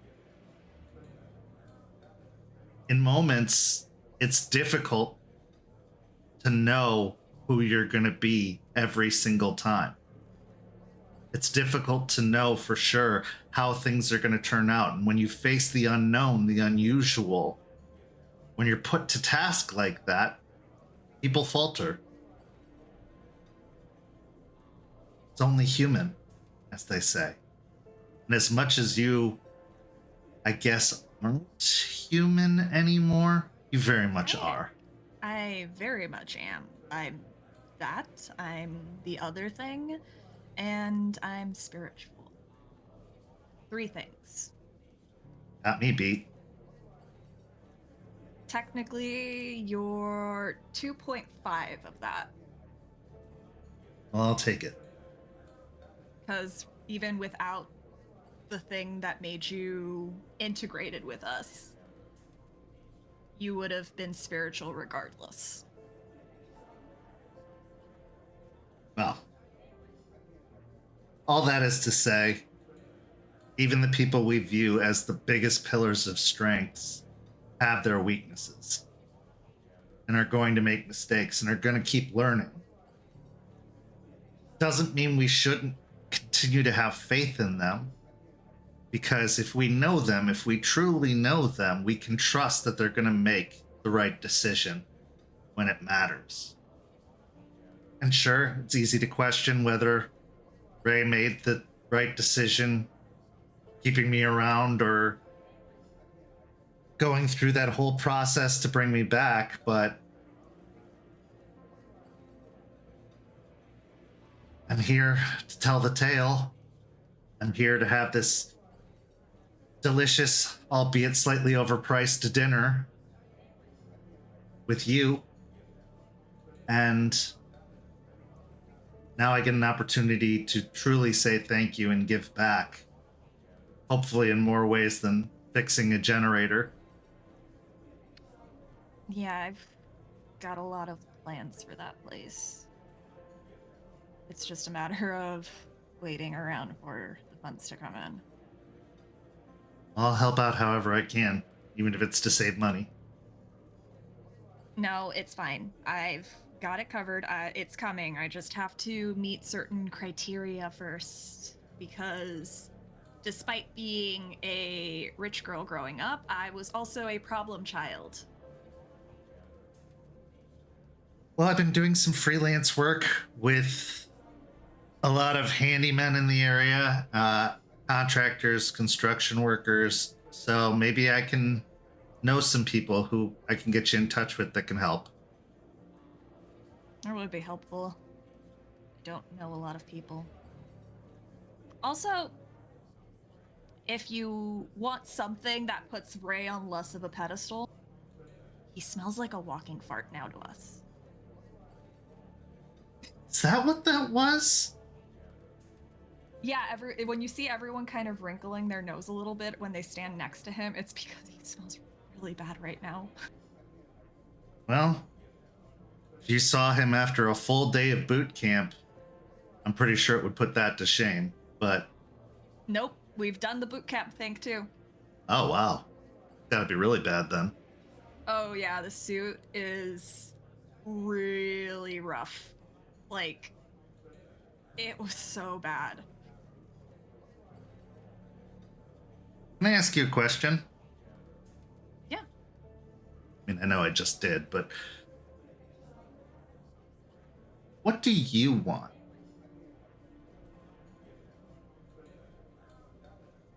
That's a loaded question. Before all this? No, I mean now. Now?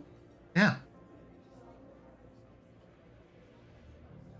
She sighs and thinks about it for a long time. I want all of them to live to see next year. I want to be there with them. I was gonna say. I want us to stop fighting as much as we do. What about for you? That is for me. Yeah, okay. You know, Ray would give the same kind of benevolent leader answer, but no, I want, like, seriously. You guys are supposed to be able to live semi-normal lives. What do you want for you? Just for you. Not for anybody else. Just for you.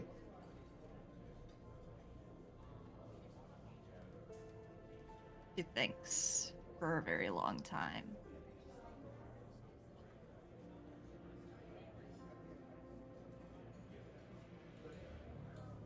I want, and as dumb as this sounds, I want a partial canopy over a bed. I want a cottage core style bedroom. I want something simple. I want something normal. I want to do well in my classes at school. As much as I appreciate the job working at the law firm, I don't want to always be working there. I want to find something normal that I can do. But I don't know what that is yet. Because part of me still thinks I have to do something that contributes to the overall cause. Saving the world. Yep. And unfortunately, being a librarian does not really help the cause. Disagree. How so? Librarians are keepers of knowledge. People who go into the library are usually looking for something. If libraries even exist anymore, but they're usually looking for some kind of answer or direction. Being the provider of that answer might nudge them in the right direction in ways that the internet and social media and the world can't. Maybe in these small micro adjustments, you can steer people towards thinking proactively, thinking conservatively, or conservationatively. You know what I mean? I do. Maybe you can help change some minds.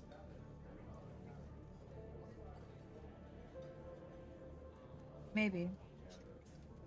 Initially, I wanted to, before all this, and before I ran away from home, I wanted to be an archivist, kind of, going around to different universities in different countries, gathering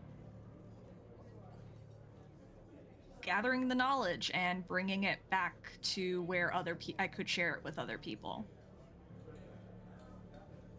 And then she pauses and thinks for a moment and just laughs. That's kind of what my people in this community do. We're messengers. Then do it. You should. If it's something that gives you joy or a sense of purpose or even a sense of normalcy, a distraction from a crazy amount of responsibility and weight I can only begin to fathom, you should. Because if not, what's the point of any of it?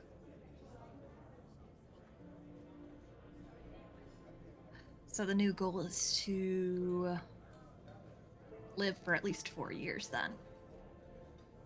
Get the degree so I can get the job.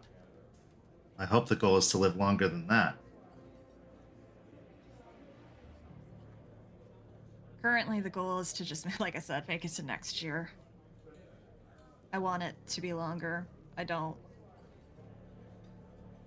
My people are supposed to be very close with death.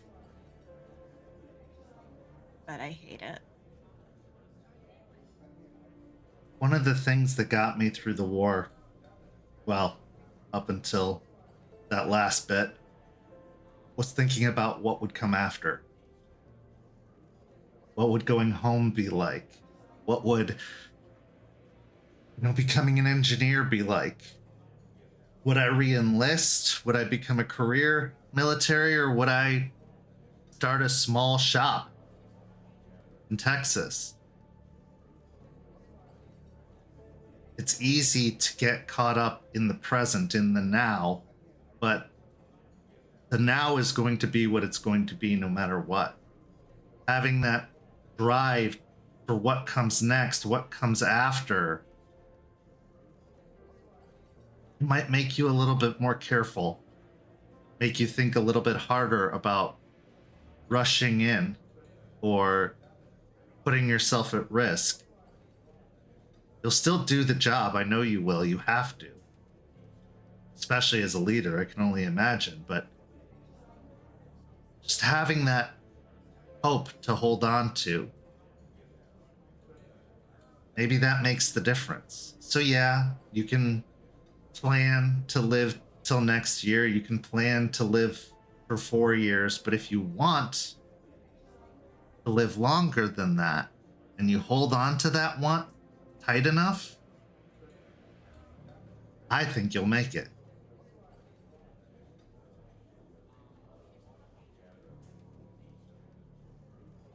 She stares at him and smirks, while in her head she is thinking about how, as much as she would want that to be true, she does have to ground herself a little bit in reality as a guru. and come to and be at peace with the fact that she could die literally tomorrow. But she will smile at him regardless and just nod and just, yeah, you're right. I should do that more often. I should, definitely. Roll me a manipulation and subterfuge.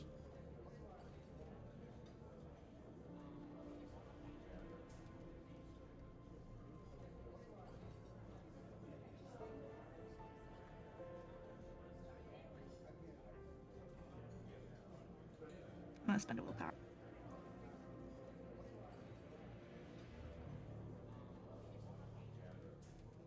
Four successes. Huh.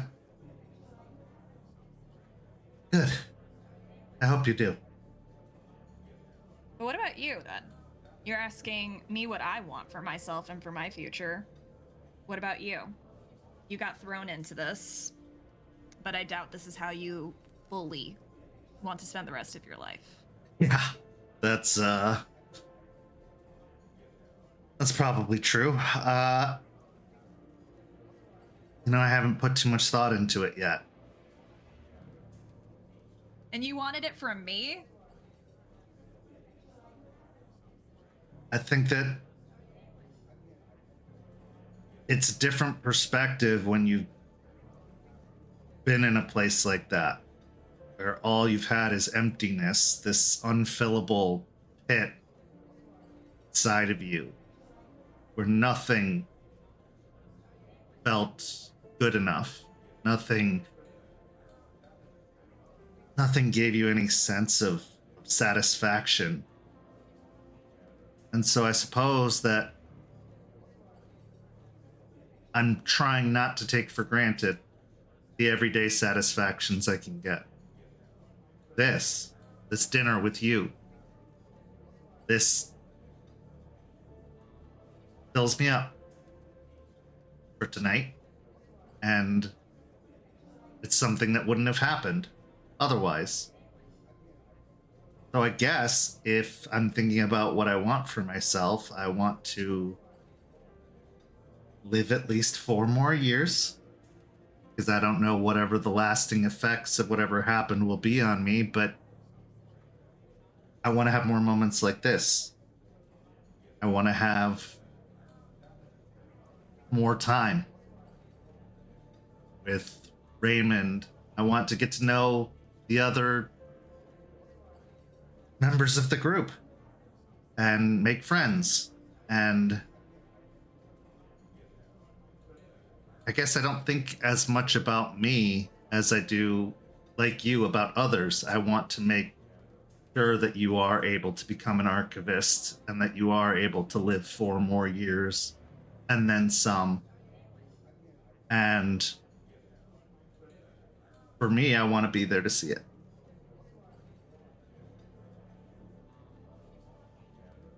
Well, you definitely have me and Ray on your side right now. And I saw you talking with Quinn. I don't know if you guys have been hanging out.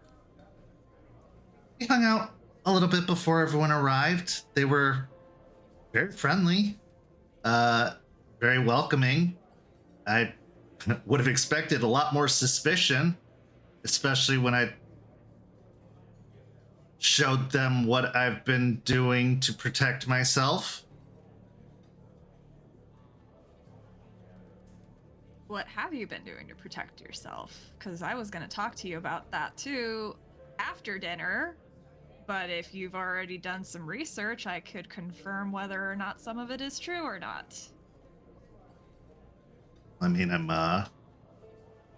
not gonna say that I'm super informed, but I've stayed ready, as they taught us in the military, and it's gonna sound absolutely paranoid and weird, but I made some wooden stakes for vampires, and I crafted some silver bullets.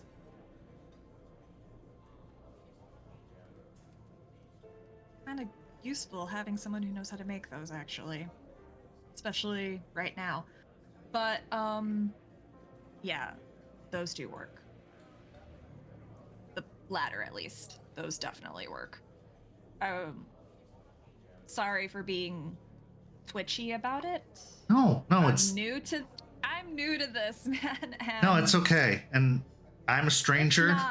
It's not okay. We brought you into this, but we didn't tell you everything, and knowing how to protect yourself should have been the first thing we told you. But I let suspicion because he didn't tell you because I didn't okay it. He's a dutiful soldier, if nothing else. And it's okay. I get it. You know, I was really angry when I came out of all of this, and I can only assume that that anger would make people think I'm going to do something rash or stupid and foolhardy, or that I hold some sort of resentment towards all of you, but you didn't do this to me. That did. Whatever that thing was, that ghost, that bane, as you call it, whatever that did, that was responsible, not you. The only thing you guys were responsible for was bringing me back. And yeah, it hurt a lot, but it could have been so much worse. And if I had hurt any of you, being that thing, I might not have forgiven myself. I know that I'm going to be more vulnerable now and probably potentially get exposed to some pretty fucked up things, but I don't blame you. I don't blame Raymond. I don't blame your world or society, whatever you call it. You're out here fighting a really difficult and almost impossible fight. And being, again, a soldier, and I know I talk about that a lot, but it's all I remember. A long time. I know what it's like to be under fire constantly. How paranoid that can make you. Now, even more so, knowing that anybody in this restaurant could be wanting to my blood or, you know, tear me to shreds. I want to be ready for it. We'll make sure you are. We can... Real talk. I would trade the garden stakes in for a crossbow. Okay. That's I best can to do have that. some range. Best to have some range between you and those things. Yeah, those don't require any kind of permit, so that should be easy enough. I had to Not make my own sure, I know. ammo because, you know, I couldn't get it as easily without license and all that kind of stuff. But What? You didn't just go to some random lost and found and dig through it? that's how I got the pistol. I joked about that, but I am legitimately frightened that that is how you got it. It's not. Oh, that's terrifying. Damn, that makes me sad for the state. No, it's not like that. It's regardless. That's good to know. I'll go to a hunting shop or camping shop and see what I can get. And if you want, we could even help you with fighting too. We could have you fight one of us in, well, not our big mad form, but somewhat big mad. We'll work our way up to that. Sure. Anyway. It's the one time I feel strong, though. Oh, so it's gonna be you? You want to wrestle? It's the one time I probably feel like I could be competent in a fight. Not gonna lie. I don't know if you've looked at me, and she just gestures to all of her, but in our group, I'm the tiny one. Believe me, I've looked. And yeah, we'll just have to see what you're made of. Oh boy. Okay. I talked myself into something now. Only when you're ready. No, you know what? No, I can do this. One of our older people has been showing me a few things. I can muster up a lesson plan. Well, good. Then I guess we should, go get that gelato before I'm completely emasculated and reminded of my mortality. I could always go all fours and be fluffy instead. Yeah, you can do that. I can't. Like I said, reminded of my mortality and being a human, but... I've almost died twice, though. Yeah, stop doing that. I can't help it. I almost died once for a really, really, really long time. So I guess we have that in common. She leans in. I got skewered by some mushroom zombie. Okay, wait, what? And then thrown into some fire. Okay. You're gonna have to give me a lot more context. Yeah, I was gonna say. The whole story. It was insane. Like, it sounds like a fever dream. Like, I know that I'm a little bit behind on stuff, but even I knew what Last of Us was. So You're gonna trust me. I'm learning, and I'm learning to trust, and I'm learning to be less like the suit. As much as I respect the man, I'm trying to be I'm gonna be my own person and trust and tell you stuff. he reaches over to take your hand, not in any kind of like aggressive fashion, just in a gentle, like vulnerable, puts his hand palm up on the table. I want you to trust me. And I want you to know that I'm not going to betray that trust, because I like you. And obviously I love Raymond, and I'm getting to know some of the others. Quinn seems cool. Terrance seems cool. That Forged guy seems really cool. Seems like a guy to go out bar hopping with. I wouldn't do anything to put that at risk. She'll put her hand in his and just nod and smile. Honestly, this has been the most normal I've felt in a long time. So, would you want to do it again? When you get a night off, which I know might be 16 months from now, but... One condition. Okay. Let's make it a dive bar next time. Oh, absolutely. No, we're not... I've been to too many of these places with my parents, and I just like some weird shit food, man. Say no more. I'll find a really good hole-in-the-wall shithole joint, but no booze. No booze. Please. Thank you. So I'll find a place that works for that. But you're on. I heard about something called a meat tornado. Like, I want to know what that's You know, about. I heard them talking about a taco truck or something. Yeah, we'll go there. That'll be it. Then it's a date. Yeah, I've got a ton of weight to gain still from all of the bullshit that I was doing, and a meat tornado sounds like it could make me gain like 5 pounds right in just one sitting. You're telling me I've been buying clothes in my original size and they still feel baggy. So even though I'm a little bit more, rosy around the cheeks, I could stand to put on a few more too. I get it. Probably more than anyone you know right now. He smiles at that and nods. Well, I'm gonna go pay the check, and then we'll head out and get that gelato.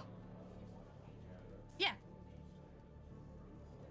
So as Jordan gets up from the table, moving over to the bar, What is Delphine thinking after this whole experience? At first, it was just a friendly obligation that she had to put.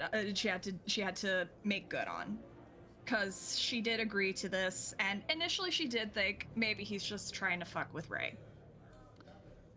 But after having the dinner and just chatting and having time where she didn't have to stress, she didn't have to worry about something that needed to be done, or what the schedule was for tomorrow, or who still needed to go on patrols. It was nice because she didn't even have to pick out the place. She just got to sit back and enjoy, and she told it to him best. It's the most normal experience she's had in a long time, and she legitimately just had a lovely time and had fun and was able to feel normal and human again, even if it was just for a little bit. We are constantly on a search for connections. Whether it's from a teacher, whether it's from a healer, whether it's from friends, whether it's romantic. This is something that sets us apart from most of the other living creatures. It's how deep those connections can get, how varied they can get. Yes, humans have a tendency to complicate things. They can make things messy and just disastrous. But also they can build something unique, original, new, special. Things being complex doesn't have to be a bad thing if you don't let it. Even if it's a connection between a Guru and a Ghislaine. Two forces that couldn't be more opposite, but are connected by a thin thread. It's worth it. Because if not, what are we fighting for? This is where we go to break. We'll be back. St. Petersburg by Night is brought to you through collaboration with our partnered vendors, Chromatic Creations, Panchi Artista, Ember Fox Dice, Champs Tramps, and Howl and Hop Tea. Links to our partnered vendors, as well as our Twitch and YouTube channels, can be found on our website, stpetebynight.com. You can follow St. Pete by Night on all socials with the hashtag St. Pete by Night. If you wish to support our programs, you can do so at ko-fi.com/St. Pete by Night to help keep the stories rolling. Welcome back. As we return, we find ourselves on the same streets, Ybor City. It's mid-afternoon, and two Guru find themselves out on patrol, out on a walk. Quinn Kelly, who is still trying to find their footing around here while also trying to remain pure from the insane and heretical teachings of this sept.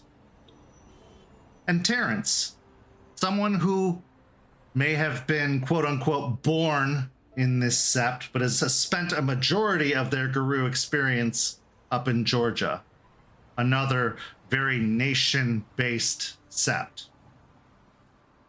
It provides an opportunity for some relief for Quinn, talking to somebody who knows what it's like, knows how different it is here, and how that can be somewhat uncomfortable.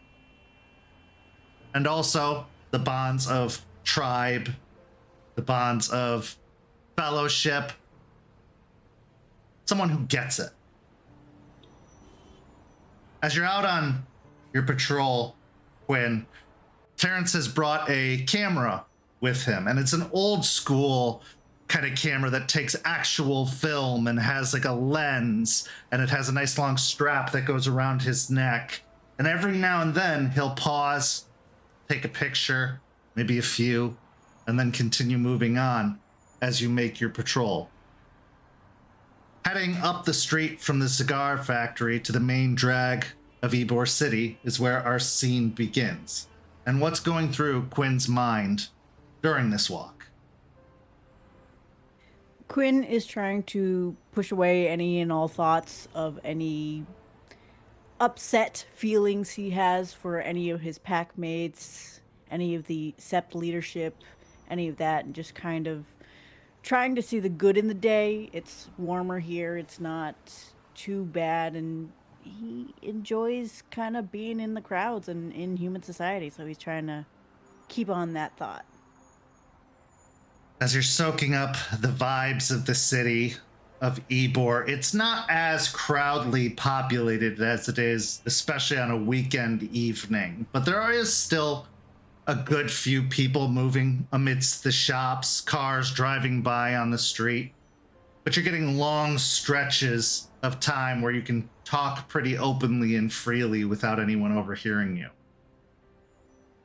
As Terrance stops in front of a tattoo parlor that is up on the second floor of a building with a long stone staircase that seems to lead down to the ground level, he stops and looks up at the purple illuminated sign, snaps a picture, and says to you,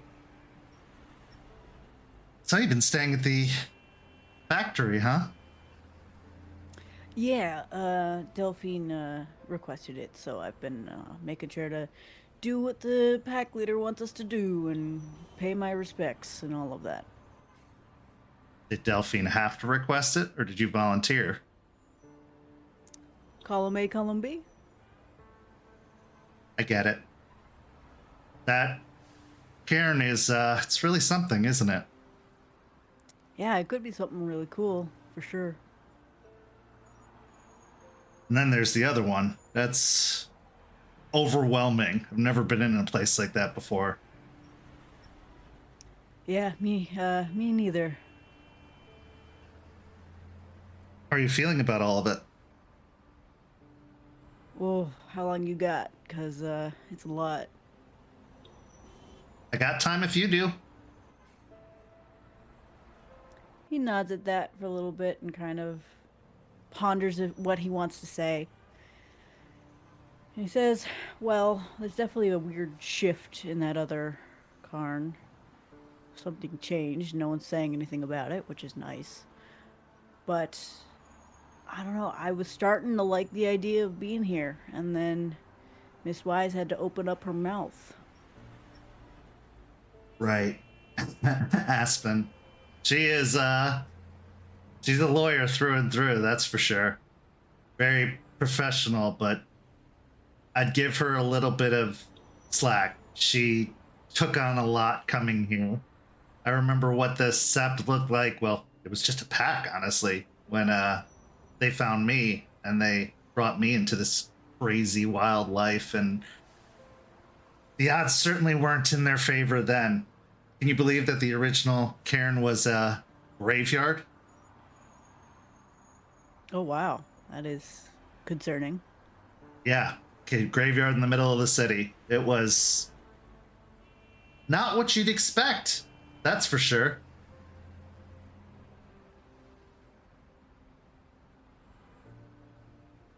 But as far as, I don't know, as far as she's concerned, she's just trying to do what she thinks is best for the area. And that's a lot of pressure for someone who isn't as experienced in guru culture or politics or society as someone like you are. And I think that it's got a very like merit-based system here. Everyone's welcome to join, but like if you want to be given any kind of respect, you got to earn it, even if you're previously super experienced and everything like that. And I know that can be frustrating, to say the very least, but also, can you really blame them? It's not that different than the nation. Like, yeah, you got your renown and everything like that that can help you get settled into a place, but then after that, they're just going to expect you to pick up and pull your weight. Yeah, let's talk about the kind of differences and similarities between both nations for a second. Sure. Let me paint a little bit of a story. I know I'm not a Galliard, but I just want to listen to me and see if you get the same thing that I'm getting. So we have the nation that we know. It is how it is, and there's trials and tribulations, tribes not getting well with each other, just mass amounts of problems, right? Sure. Then you have, let's say, a blonde Silverfang decide that they want to make a better nation, that they think that they have the ability to do so, so they do that.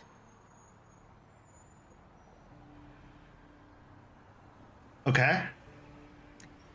And then they open up this space, they make this new nation for all of Garu kind, letting them in within reason, within an understanding, giving a modicum amount of respect for certain people only.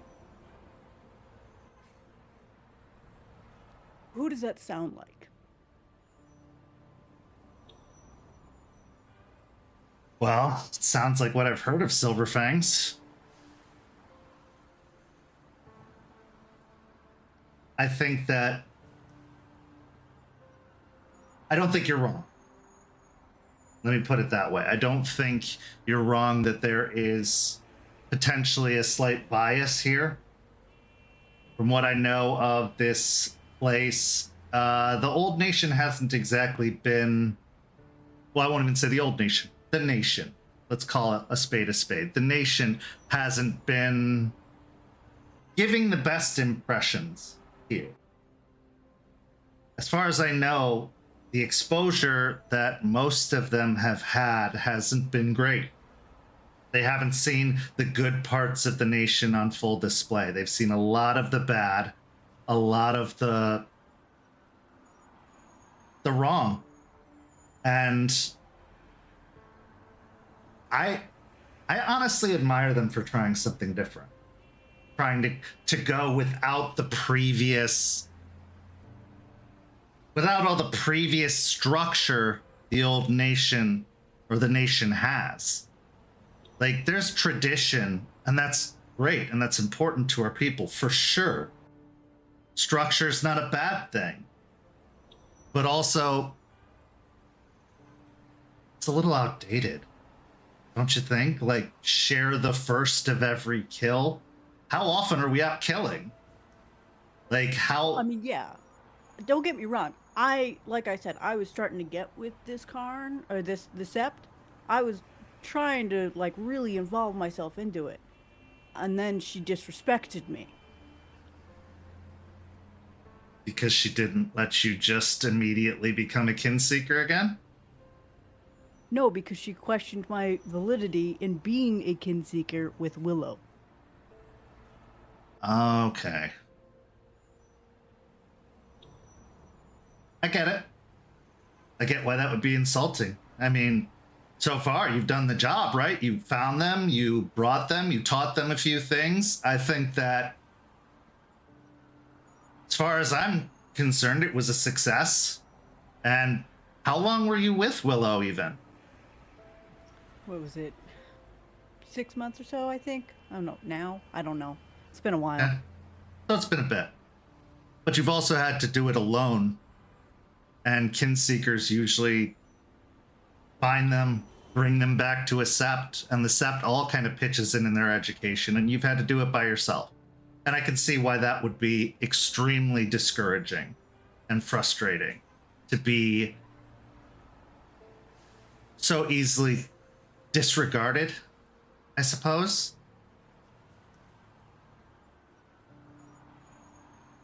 I want to put this to you and chew on it, spit it back in my face, whatever you think is best. But how much time has she really gotten to understand everything you've been through? I mean, she's got Willow to go off of as the only evidence and example, plus whatever else you've told her about your past. And Willow is unlike most Lupusborn I've met. They have an exuberance and an energy and an excitement that is wonderful because we need optimism around here. God knows we need it. But it also is a bit much. And it can make one think that she is naive, that she is untaught, that she doesn't know what she's doing and is a liability. And I think that's why the other guru tend to baby her, to be completely honest. Now, I know how to talk sweet and soft, but if you don't think I haven't hit her with a stick in the side of the head a couple of times, I have. And I'll continue to do so because this life isn't for the soft. It isn't for the naive. And I think that you're not getting enough credit for what you did, but I don't think it's coming through either. A lot of the questions that are being asked, a lot of the confusion that's coming up might make one think that they weren't taught first versus maybe that they were overwhelmed at the time that they were taught and didn't absorb it, didn't retain that information. And that's all they have to go off of. They haven't seen you teach. It's not like they've seen you work with a bunch of other kin before and know your style or know what it is you're telling them. They're taking it secondhand based off of word of mouth and the word of a very, very excitable Lupusborn. And the one who found me, my kinseeker, Aiden, was a Lupusborn as well, but he was a very different Lupusborn compared to Willow. And as far as I know, aside from Aiden and Stakes, Aspen hasn't had much experience with other Lupusborn. So to see one who is so vastly different than the two that they've met so far, that seems like the oddity, the exception, the maybe even viewed as a problem. I think rather than taking it as an insult, take it as a challenge. The old nation's all about challenges, right? That's how we resolve our disputes. That's how the shit gets handled. So the challenge is to prove them wrong. The next kin you find, show them how you do it and show them that you do it right. It's not having to be viewed as making a name for yourself or earning their respect, but in truth, we have to earn our respect with every guru we meet. Our renown, our stories only get us so far. They're still going to want to see us in a fight. They're still going to want to see us at a moot. They're still going to want to see us in a right before they actually trust us. The difference is, in the old nation, they just think that. They don't say it. One thing I respect about Aspen is she'll say it. She'll say the thing that needs saying, the quiet part, out loud. And sometimes it can be a little bit painful to hear, but I think the intention is good. I truly believe she wants all of us to succeed here, including you. I think she just has seen enough screw-ups, not yours, but in general, to be especially cautious. And if you want to have a chip on your shoulder, use it for something purposeful, meaningful, beneficial, rather than letting it be the thing that makes this place uncomfortable for you. Because really, what's the alternative? Where else are you going to go? Yeah, well, I'll give it another chance at least, or at least her another chance. But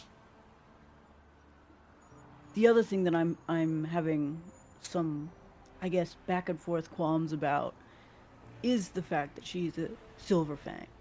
Is the fact that she is so passionate about this new nation and wanting to better Garu society. And when I was telling you that story about that individual who wanted to start that new nation, I was talking about Albrecht, not Aspen. Tricked me there.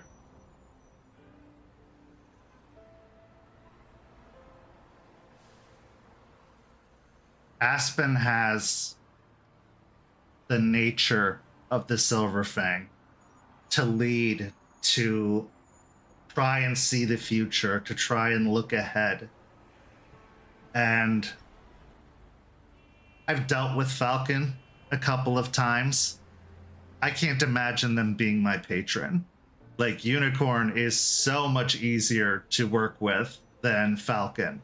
And Aspen is the most Silver Fang I've ever met. But there are the similarities, there are the consistencies, right? I mean, she wouldn't be if she wasn't. I think that it's reasonable to be biased, especially considering where you come from and how close you were to the Silver Fang of Silver Fangs and everything that was. I would say, or I'd recommend, look at the person. Don't look at the tribe in this case. She's dealt with a lot, and I don't even know all of it since I've been back. I'm still catching up on everything they've been through for the past couple of years. And I think that it could make anyone harder. It could take a lot of that positivity and hope away, especially in a leadership role. I mean, I'm watching it happen with Delphine in front of my very eyes. It's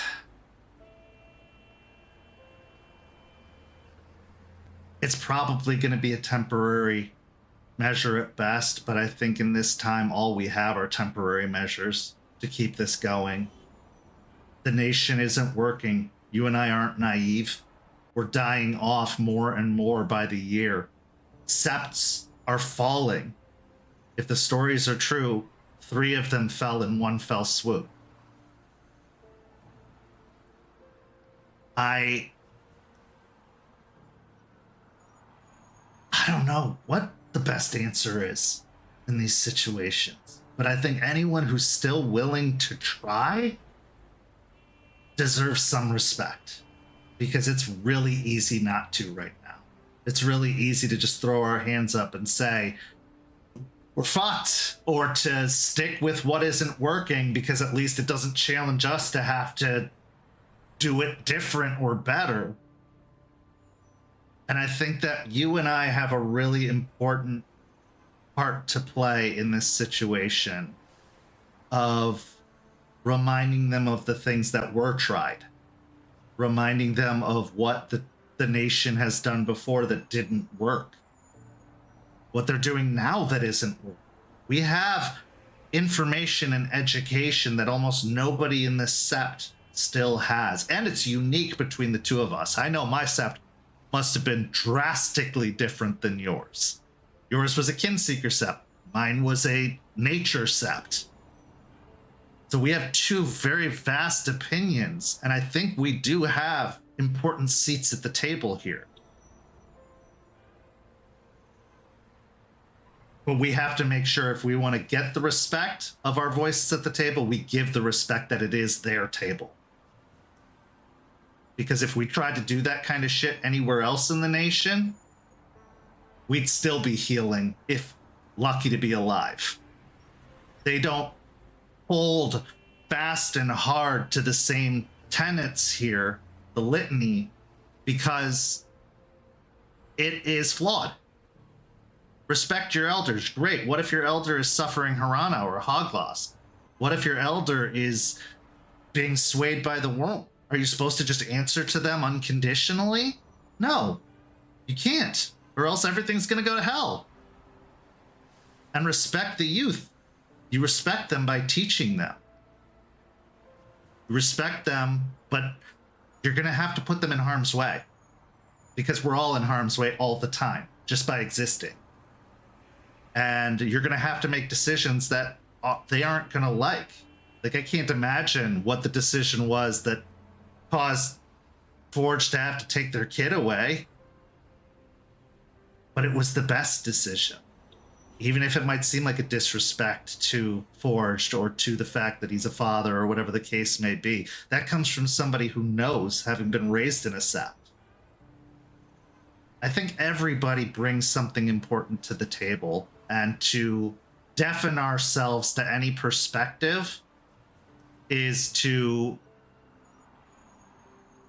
go into a fight ill-equipped. And yes, that even includes stargazers. You don't have to trust them to hear them. You don't have to trust them to take wisdom from them, from their experience. Doesn't mean doing what they say. Eliza's very convincing, but also she knows she's not perfect. She knows she's not right about everything. As far as I could tell, her supposed wisdom got the original Septier killed, or at least contributed to it. And I think she takes that very hard. Takes a lot of responsibility for that. I spent some time with her before I went up to Georgia. That's a whole thing. But I don't deny the fact that her tribe stepped away. But that would be a bias on my part because she's still here fighting. So did she step away, or did we just write her off because of who her patron is? Which I'm still trying to figure that out. She won't tell me exactly who that is, but there's someone. I would just say, in situations like this, observe, take notes, and use that information for what we're here for, the fight. Whatever form that takes. And I think that you will get the respect you are owed, because this place doesn't disrespect people when they've had plenty of cause to. I mean, that whole pack you're running with, as far as I know, they were a shit show when they arrived here. Absolute shit show. Anywhere else in the nation, most of them would be dead by now. But they're here, and they're actually doing pretty good. They're opening up a cairn. They turned a Fomori back to a person. Like, that's not even possible as far as I knew. So maybe there's something to it, but we need to be here reminding them of where this fight has been and what was wrong about that, and how the people who tried to do something different ended up being the Cult of Fenris, ended up being the inactive stargazers of the world, and that we have to caution them against falling into that pit. To remind them about what the important parts of the litany are and why they exist, even if they need to be slightly adjusted or altered. I guess I'd rather be in front of change than forgotten and fallen behind. And I haven't been at this very long. You are way more knowledgeable and older than me. I am literally a guru of 16, 18 months at this point. So I still look to you for wisdom in a lot of ways, especially when it comes to our tribe. Be patient. That's all I can ask. Just be patient.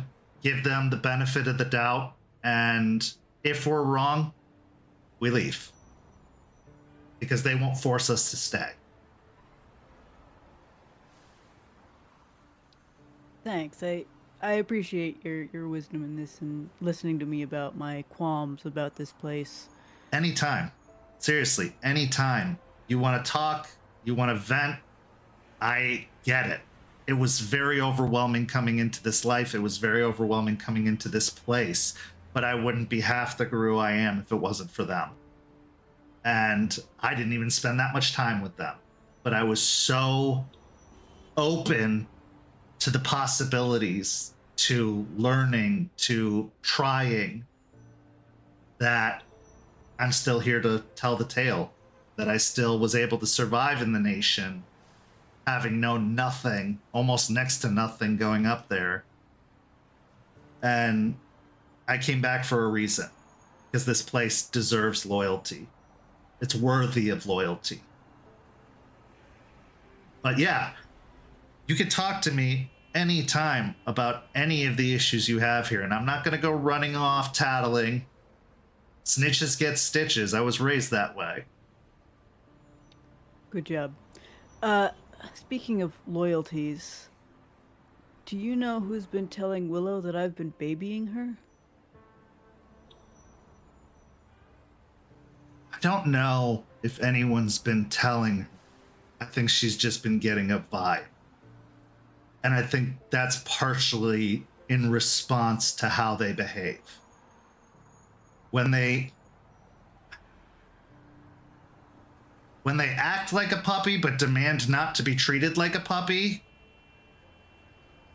they're in their teenage years, their infancy of this guru alteration. And it's very easy to be temperamental. I mean, we always have to keep that rage in balance, and that takes time and learning and practice, but I don't think anyone's been telling her she's babied. I think they are making assumptions based off of what they see, and maybe even continuing that process, which is causing her to build up that resentment about it. But like, she is a baby. I'm a baby. We're still learning this, but we have to grow up really fucking quick because the fight won't wait for us to be ready. It won't wait for us to be mature. We just have to do it. So, yeah, I don't think anybody says you're babying her. I think she is just being treated in the way people think that she's supposed to be treated, and that's frustrating. Because this is the first sept she's been in. This is the first, experience, the first taste of sept life. And everyone does see her as naive.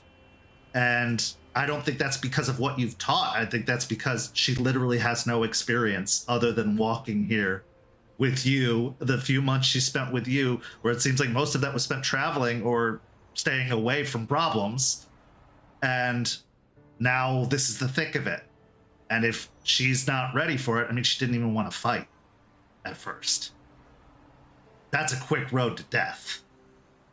And so I think people are worried, concerned, but I don't think it's your teachings that they're concerned about. I think it's more that this could be a problem. She could be a liability, or she could be the next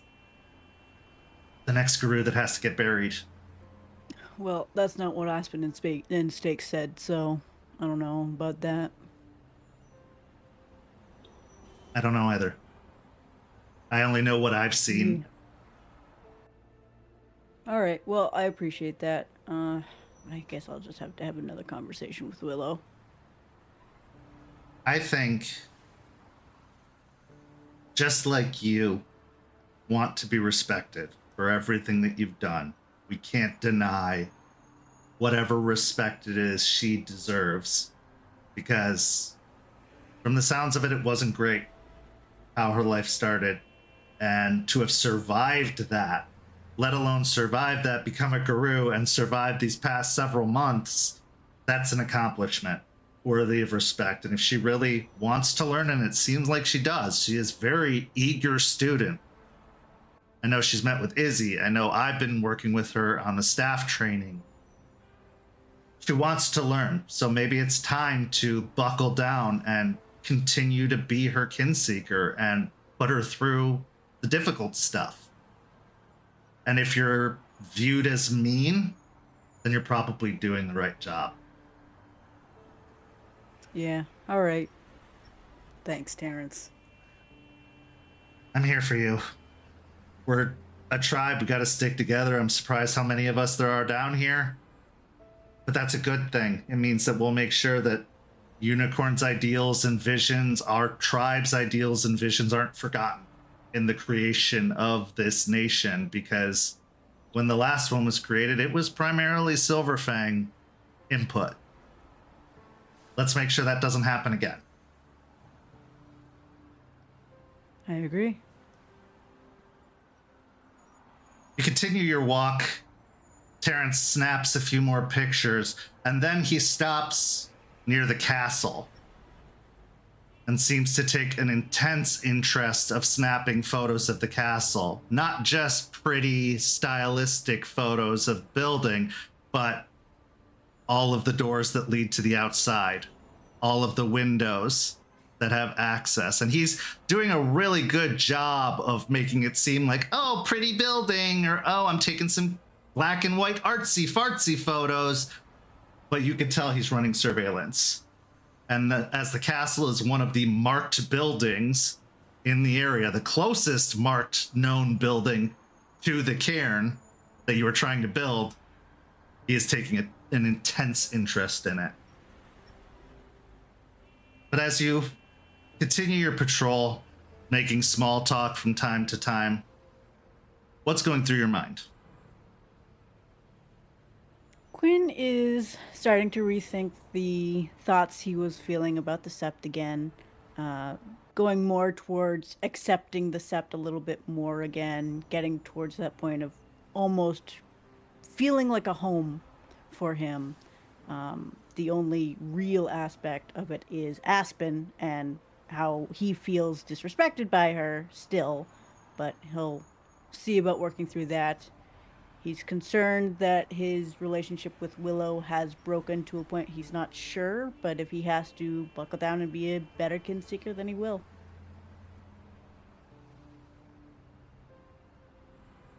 Connections are difficult. They're not always fun. They're not always joyful. The connection between a leader and their followers can feel strained. It can almost feel overbearing at times. The connection between a teacher and a student doesn't always work out for the better, especially if there are outside circumstances making it even more difficult to solidify that connection. But as long as you don't give up trying, as long as you see the value of any given connection, you can adjust course. You can change your methodology or your strategy for how to deal with it, and who knows, maybe even try something new. We now move on to our final scene of the evening, where a Philodox looks for some guidance, information, maybe even insight in how to deal with a growing rash on their arm. Our final scene of tonight's story takes us back to where our story began. The cairn. The cairn in all of its rich and full nature ever since the return of Turtle. Its bountiful secrets slowly being unlocked one after another. Long forgotten knowledge and power buried within that rocky outcropping that makes up the new heart of the cairn. For the two elders who have called this cairn their home since it came into being, the shift has been much more noticeable.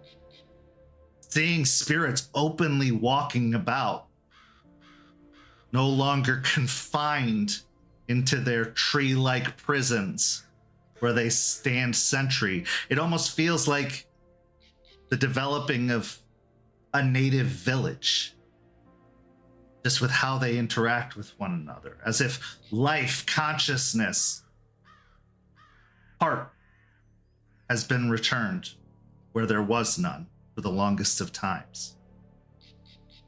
Even Turtle can be seen in his spiritual form rising out of the stony outcropping to gaze about, to interact, even confer with some of the spirits as they approach before settling back down into his place.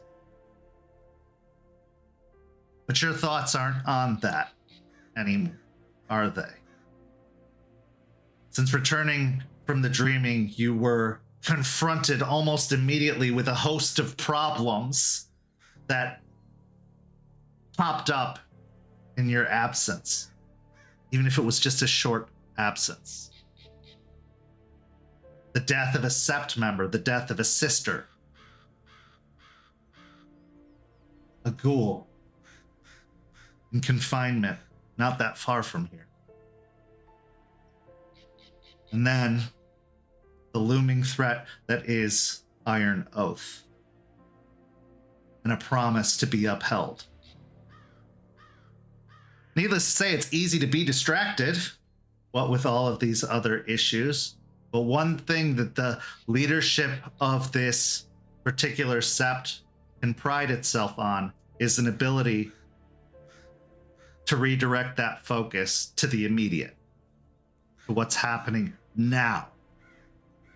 Letting those problems still hover and exist and definitely take up a space in your mind, but to focus on a concern.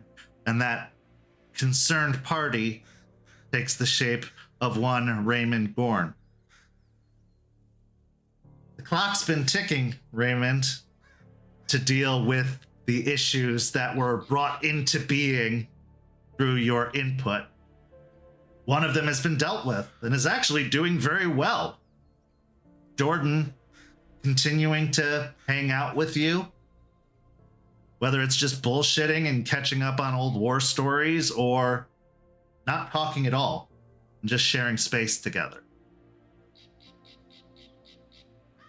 But the other one, that nasty little itch on your arm,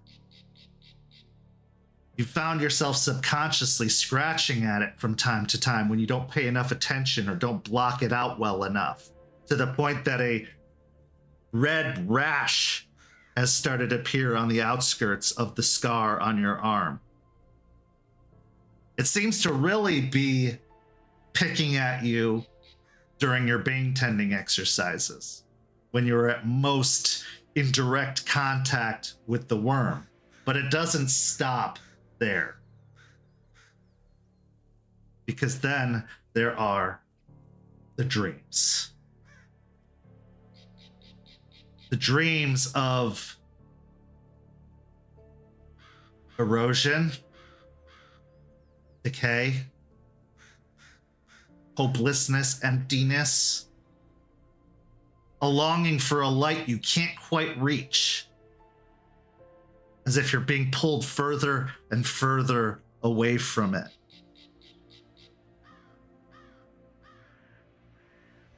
When you wake from these dreams, you find that you've almost scratched yourself bloody, as if trying to dig out the scar from your very flesh. But as Guru have come to learn, they can heal from pretty much anything, as long as it isn't silver or fire.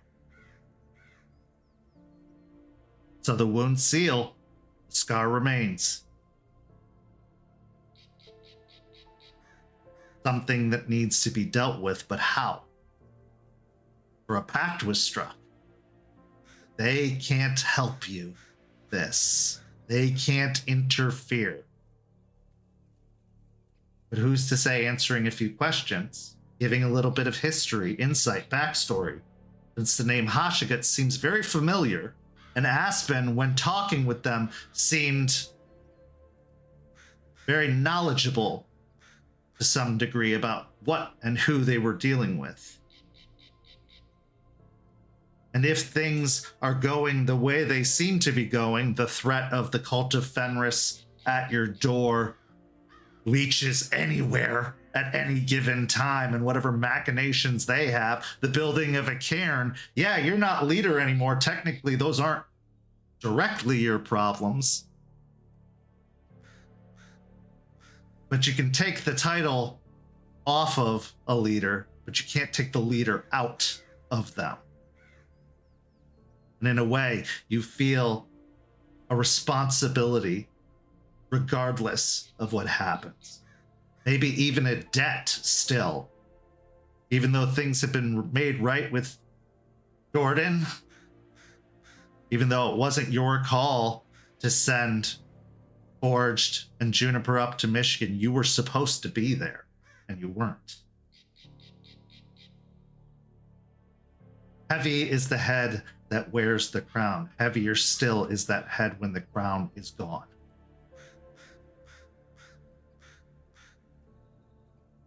The scene is yours.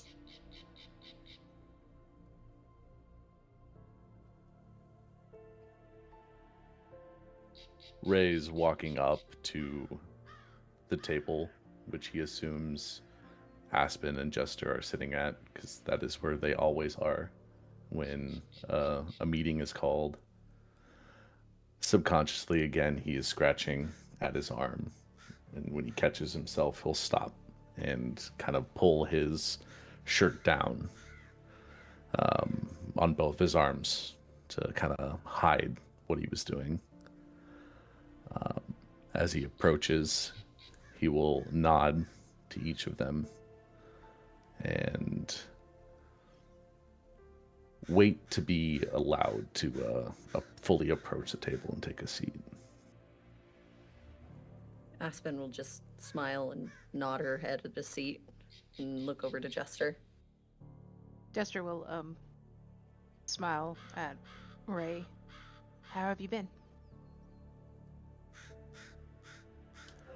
I've been okay. A little restless, but, you know, dealing with the new cairn and getting stuff off my chest with Jordan and dealing with that, and then the training with Liza. There's a lot going on and just a little tired. She'll give him an empathetic nod. Yeah, there's a lot going on. It doesn't ever seem to end, so. How is training going? Training's going pretty good.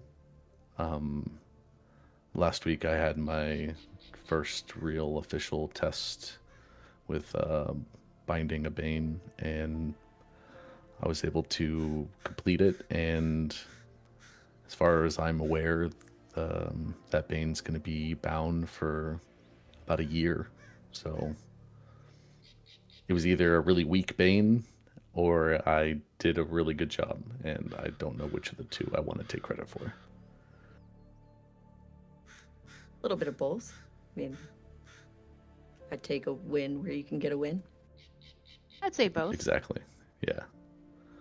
At that point, Ray will walk up and take a seat at the table.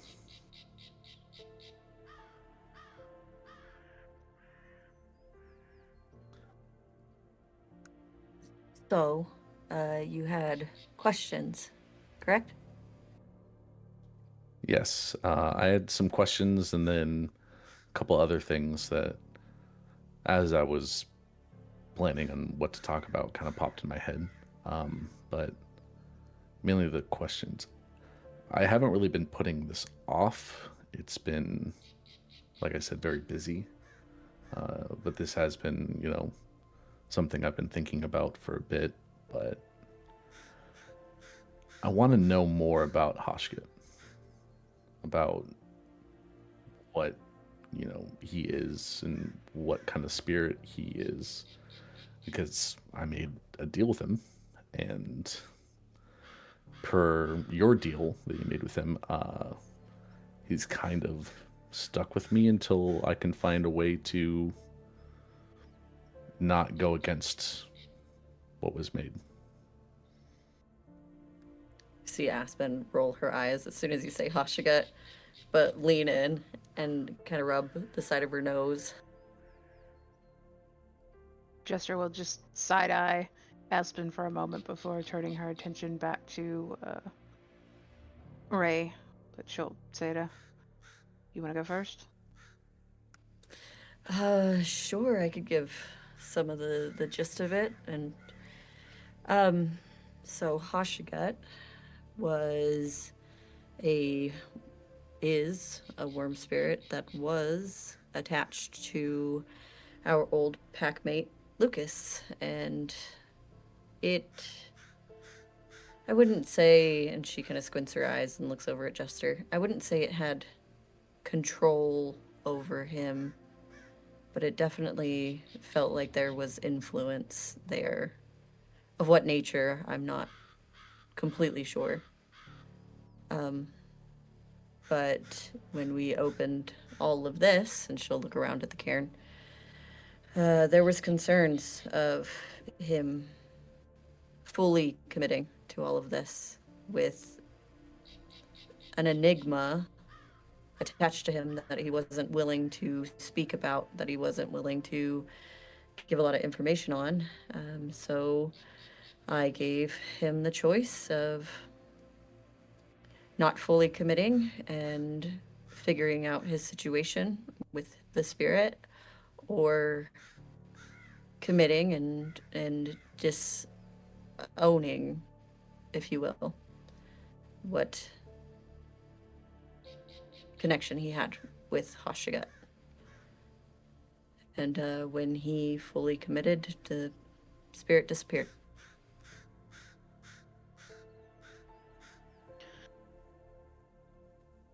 As far as I understand from what Lucas and Eliza told me about Hashugut, he was a worm spirit, like a pure worm spirit, not a bane.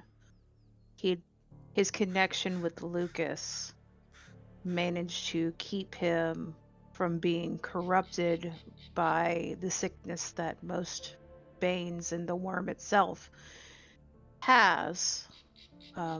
But on the other hand, it also blocked Lucas's connection from his own patron spirit. They had this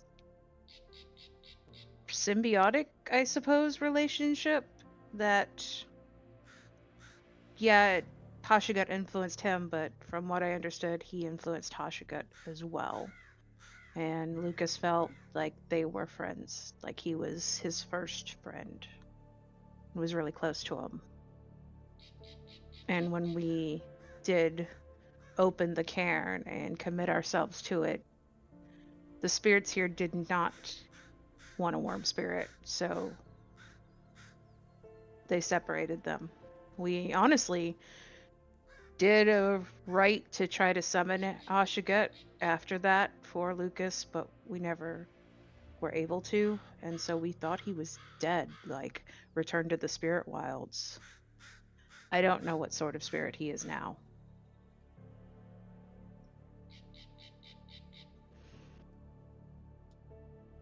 I mean, I can't really say what kind of spirit he is now. I know he takes on the image of a serpent-like creature.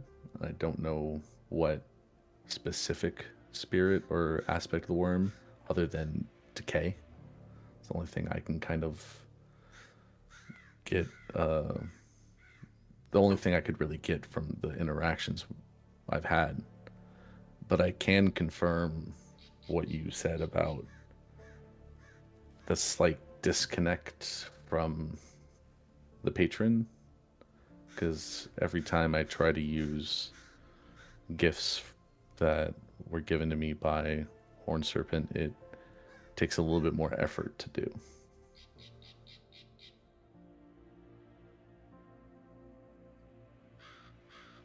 And your connection with it on a more physical aspect, has it felt wrong? Has it, other than, she kind of like looks down at your sleeve, has it done anything to you? Other than being insanely itchy all the time, I haven't noticed any like physical changes that this mark or this connection has caused. Recently I've had dreams, which have been a little weird. Dreams of, decay, hopelessness, emptiness, reaching for a light I can't reach. I didn't know if that was something just for everything that was happening with me recently, with the Jordan situation and, losing Sean and all this pent up emotion that I was feeling. I kind of chalked it up to that, but now that all of that has been kind of dealt with and those things have been handled in one way, shape, or form, the dreams haven't gone away. So maybe this connection is doing that. Storyteller, Kent, based off of what he said about specifically the hopelessness and trying to reach for a light that he can't reach, could myself and or Jester kind of make the correlation that that's not just worm spirit of decay, but us knowing a little bit about black spirals now at this point seems a little bit more on the corruption side of things? Well, it depends, because decay, hopelessness, these are all elements of the worm. They existed. The problem was that they got sick. They got way too profound, too strong. And strong, in fact, to the point that they were being forced on people rather than those people being susceptible to it naturally. There wasn't any mention of spirals specifically, so it's hard to say for a fact whether there is any spiral influence there, but the elements of the worm are stronger than they ever were with Lucas, it seemed. And maybe, but it's hard to say without experiencing it or seeing it for sure. Based off of this description, there could be signs of corruption, yes. Okay, because from what we've been told, like the decay, that kind of stuff is normal worm, but the hopelessness, those kind of feelings that it does is more bane. Yeah. Okay.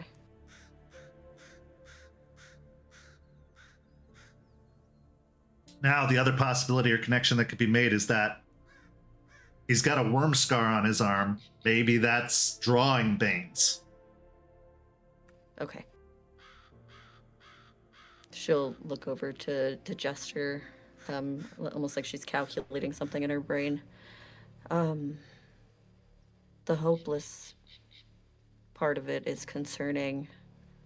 I wonder if there's something stronger happening there now.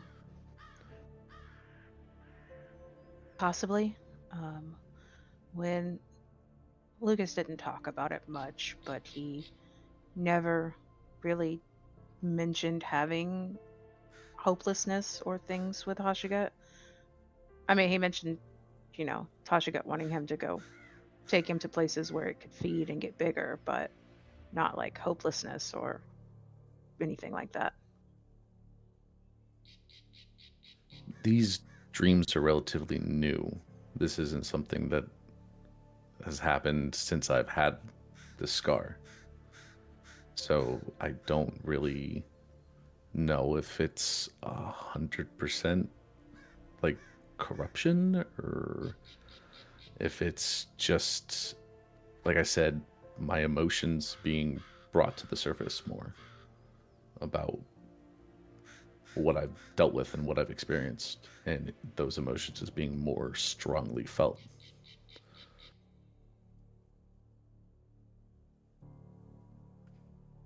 Could be, but still having dreams like that is concerning, because the more those thoughts and feelings are swirling in your head, the more likelihood that Banes will not be far behind.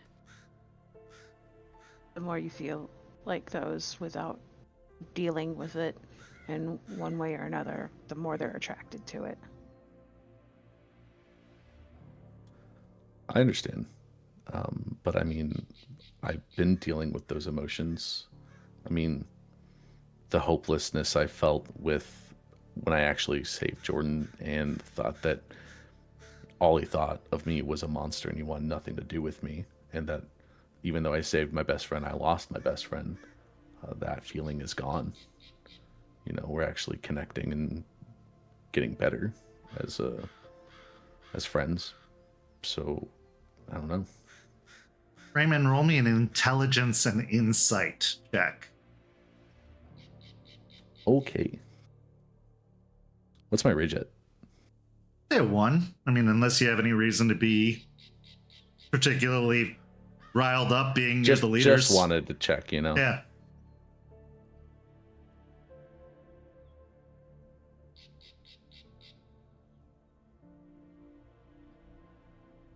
I got a really good roll. I got 7 with a crit. Okay. As you start to unpack that feeling that you got off of the dream, the hopelessness felt very intimate, but also very foreign. It wasn't reminiscent of any kind of hopelessness you had felt. In fact, there was no connection directly to you at all. You had a hopeless feeling of being trapped. A hopeless feeling of being bound and tied down within yourself. In fact, you can recall screams in one of the dreams. Screams to be let out. Screams to be freed.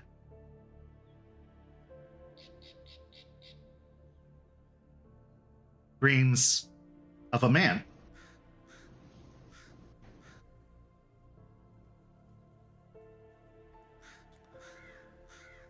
Sitting there kind of contemplating that and kind of staring off a little bit into space and then shaking my head.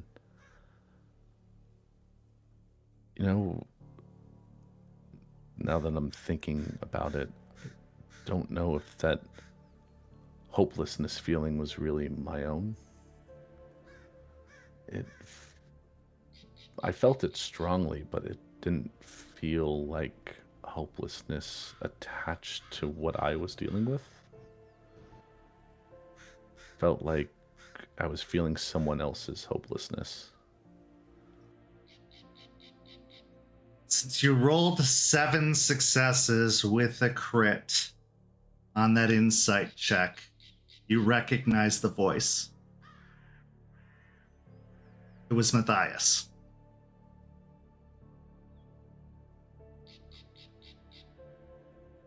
I'll put my hand up to my head. Yeah, no, it was definitely someone, and I only met him once, but I recognized the voice. It was Matthias's voice. Jester will shake her head for a moment and quickly look to Aspen and to be like, look back. What? Wait, Aspen. Remember what Hashugut said when we were talking with him in the swamp? Remember, he said he made 2 friends. One was me. Aspen's mouth is just open, and her brows are crinkled so close together you could see the lines in her face that are not usually there.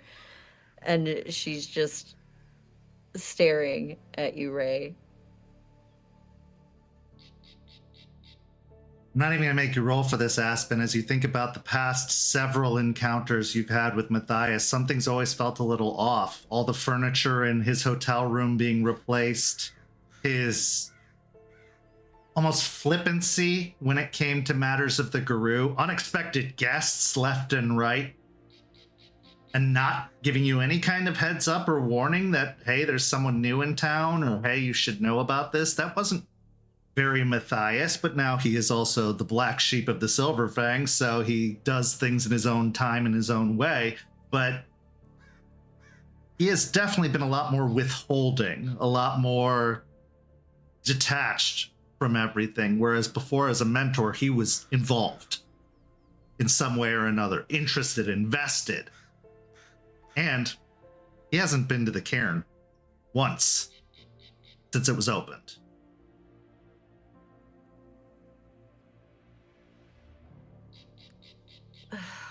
Son of a bitch.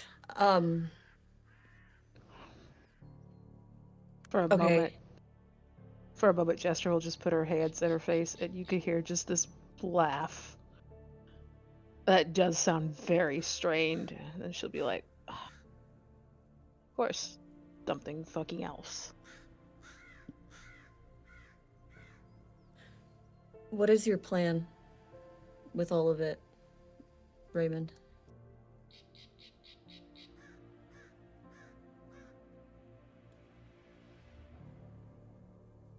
I mean, that's what I guess I wanted to talk to you guys and get answers about him, so that way I could solidify a plan. I've had thoughts on what to do and how to progress this. But I mean, if it seems like maybe he's actually corrupted in some way. And if he's doing stuff like this to an Elder Silverfang, I mean, that changes my thought process and what to do now. It's obviously very problematic. Can't just stick around, and if things were different, I would almost feel bad saying that, but in the last 5 seconds, I think my feelings have changed. You think back, both of you, Raymond and Aspen, to how vitriolic, vindictive Hashugut was, how angry he was at you for what you did, taking him away from Lucas, forcing him out. It would only make sense if you took something from him, he would take something from you.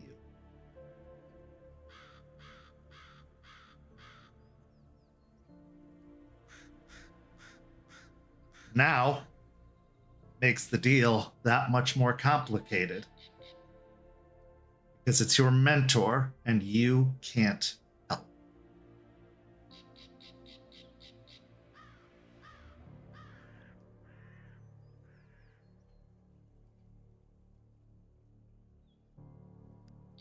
Something has to be done, Raymond.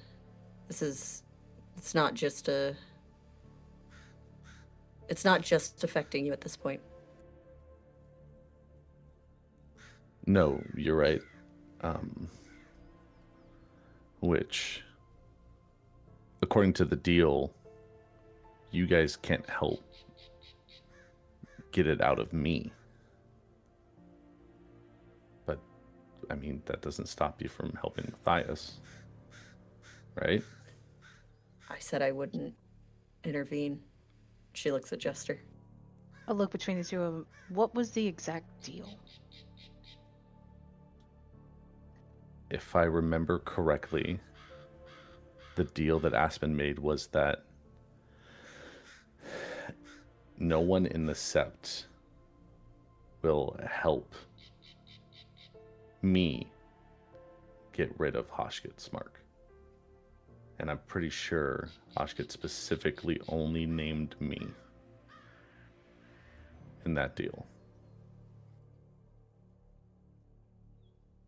I mean, if he only named Ray, you could help Matthias, but it would probably send Hashugut to Ray. That, and I said I wouldn't intervene. Wouldn't intervene in what Hashugut was doing. That's the knowledge. Go ahead. I used that to get the information, so Raymond would have more information. You know how spirits works, and she kind of throws her hands up, frustrated because her last interaction with a spirit was frustrating as well. You know how spirits work, and so you have to give something to get something, and that's how it all goes. And I was hoping he'd get some information, and we did. We got information, but I was hoping that maybe this would give Ray the opportunity to have his own thoughts and feelings and opinions on what to do about Hashugut without others interfering. But now that it's complicated. Did you say you only? Because I understand the Sept can't help Ray in dealing with Hashugut for himself.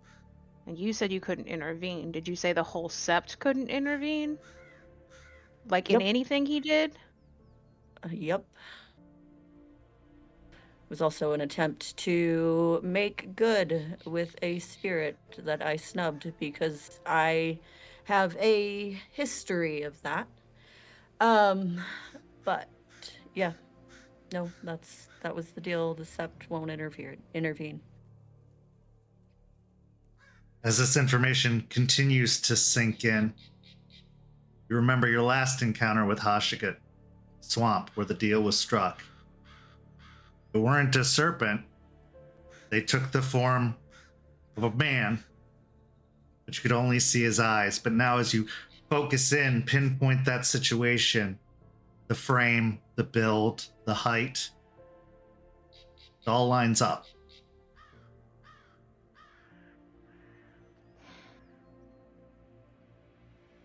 Ray, you should talk to Anna, Eyes of the Sun. She's a ghost council and she's not officially part of the Sept. You should tell her what you know. That's my advice. I was thinking about it because, Ghost Council, we deal with a lot of spirits, especially the worm, from what I'm told. I haven't interacted with her before, and I was trying to find a time to get an introduction. My thought was also, because I know Artie told me about the Sept of Ghost Councils up north, I was going to try to get in contact with them, and if they were willing to help me out, and then I can maybe learn a few things from them while they were helping me. That was kind of my thought process too. But yeah, I'll go talk to Anna.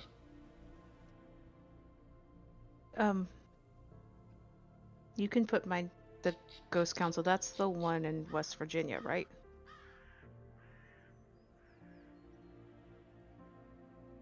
Yes. Okay. You could put in my name. I've had recent connection with them. Good. So. Aspen looks at Jester and looks down at the table. If they'd be willing to come here and help. We can't have you leaving right now.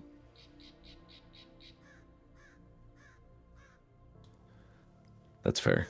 I know there's a lot going on, especially with, with our thing with the Cairn, but, with the Cult of Fenris, I know that's a very volatile situation right now. There's a strong possibility that some of the elders will be gone for a bit. And she'll look at Jester again. Jester will nod. In West Virginia, there is a theurge named Trillium there.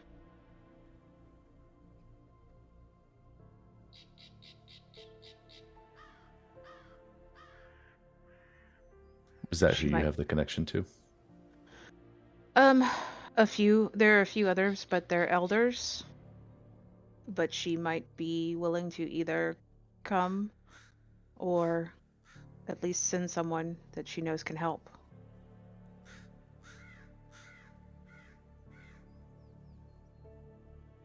Is that someone that Anna can help me get in contact with as well?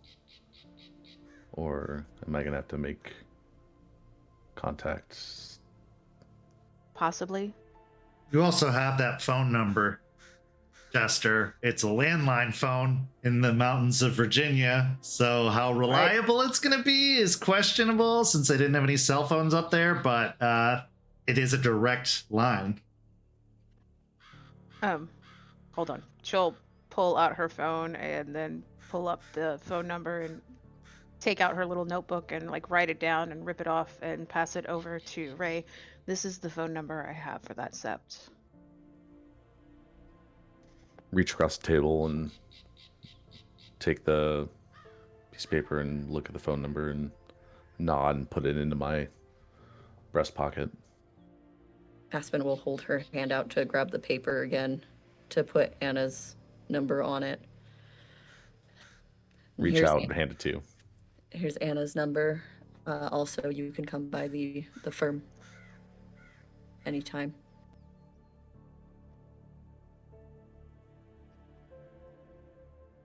Of course. Thank you. Put the piece of paper back.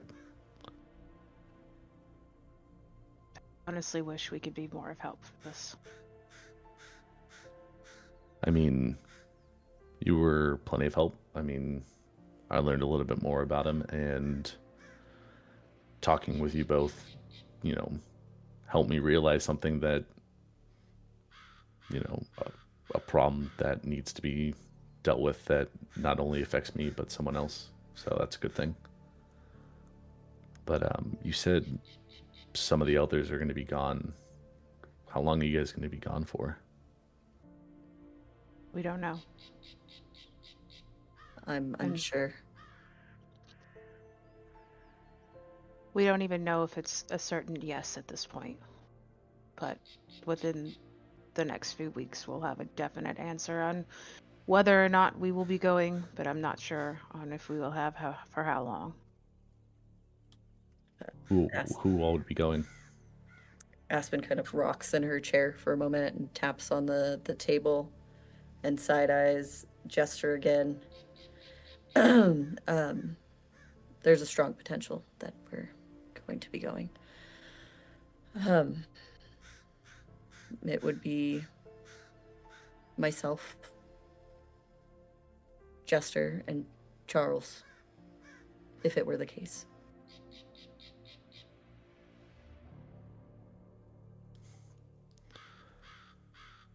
Yeah, that's it's gonna hopefully not lead to anything bad happening here.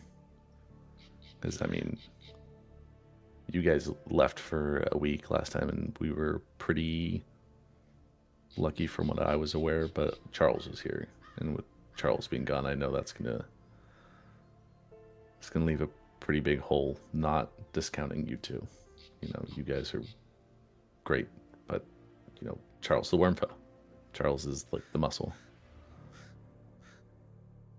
Well, we have another Rarun who's joined us recently, so he can definitely step up, I think. Speaking of elders, though, sorry.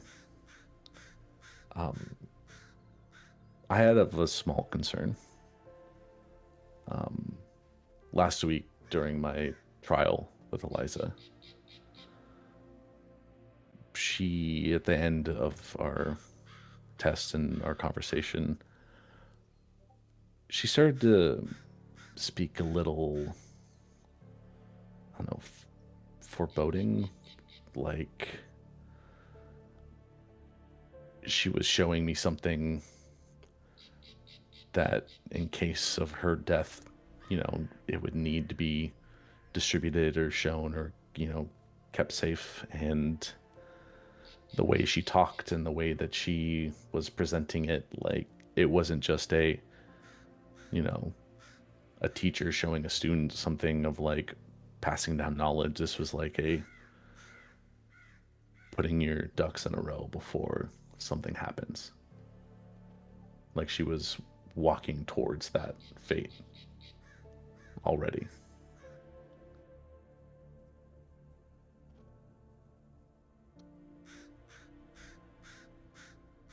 Chester will stare off into the distance, the annoyed and concerned look on her face. Just shake her head. She's along with the cult of Fenris, someone recently that she knows from the past has come in, and it has her conflicted on things.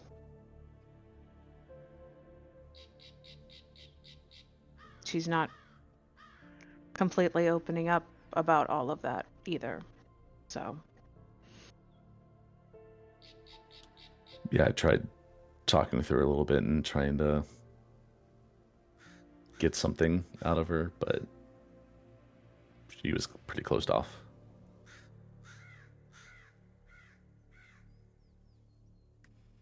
Aspen will take in a deep breath, thinking about the dreaming and all of the things she said there as well. She's definitely been foreboding. Absolutely. I'll speak with her soon.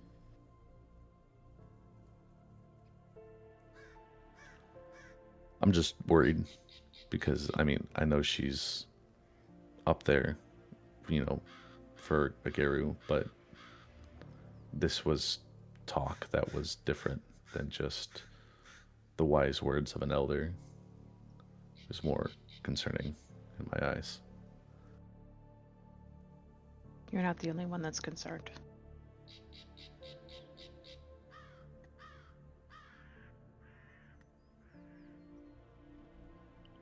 All of that aside, everything going on right now aside, you need to make this your top priority, Ray. Figuring this out, how to get rid of it, is your top priority.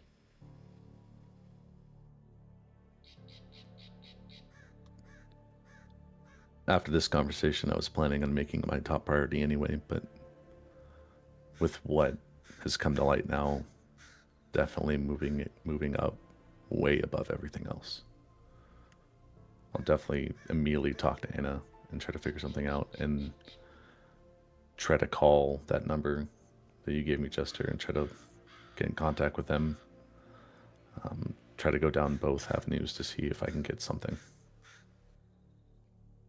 And I know I have biases in this, and this is one of the reasons why I wanted to get it figured out.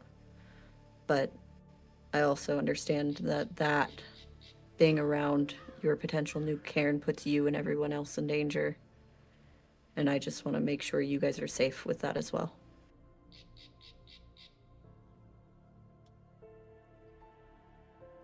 I know Delphine has talked to me about all of that as well. And that's why I made that deal originally with her to deal with this as quickly as I could. Unfortunately, with all the things happening, it has taken the back burner, but not anymore.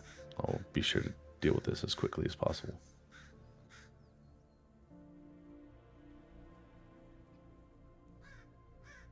We've talked a lot about connections tonight, how they're formed, how they can grow, how they can change. But sometimes connections are forced upon us, especially in the life of Guru. Whether it's the connection between a worm spirit and a Guru who took a deal they didn't quite know the extent of. Sometimes the cracks in these connections allow important information to bleed out. Long has been the question, who is the other friend? Who was Hashugut referring to? Now you have an answer. Unfortunately, it makes things so much more complicated. This is where our story comes to a close this evening, but not without one last scene.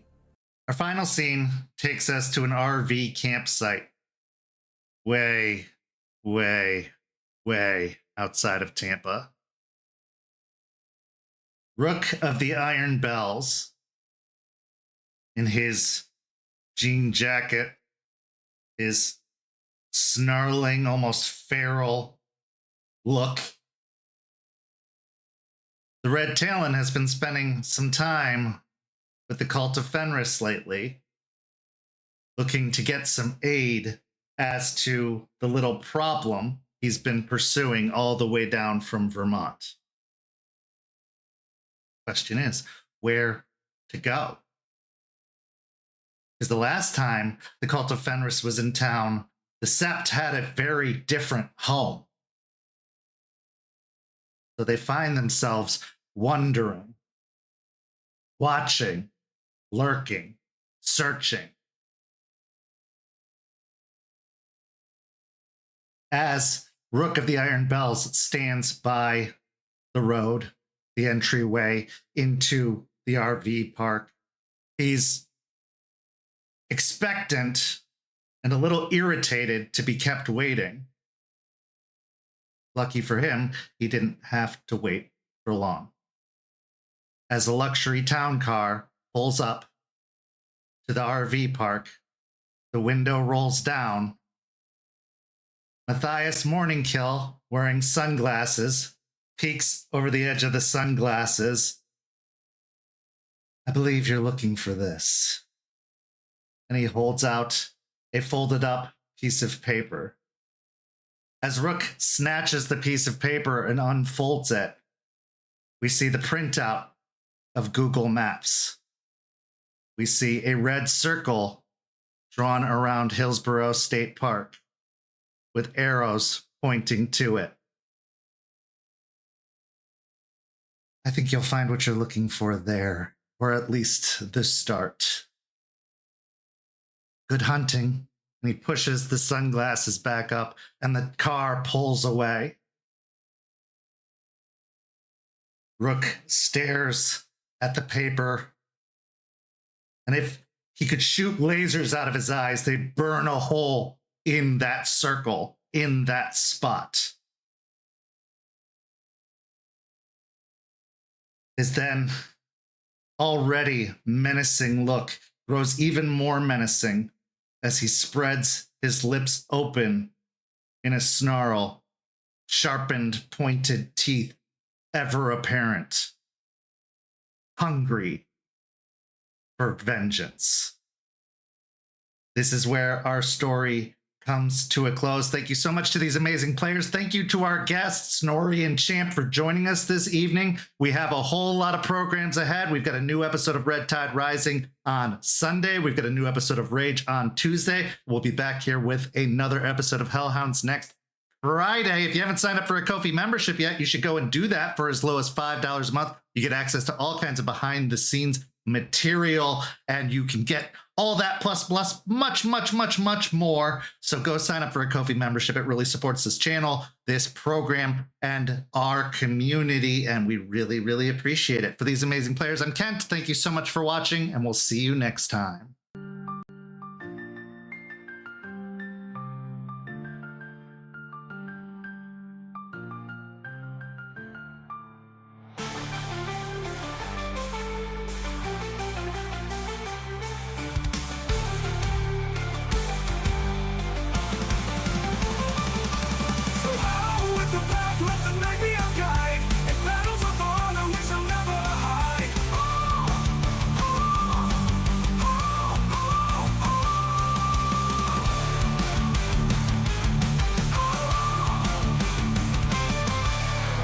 This has been a St. Petersburg by Night production, produced in agreement with the World of Darkness and Dark Pack.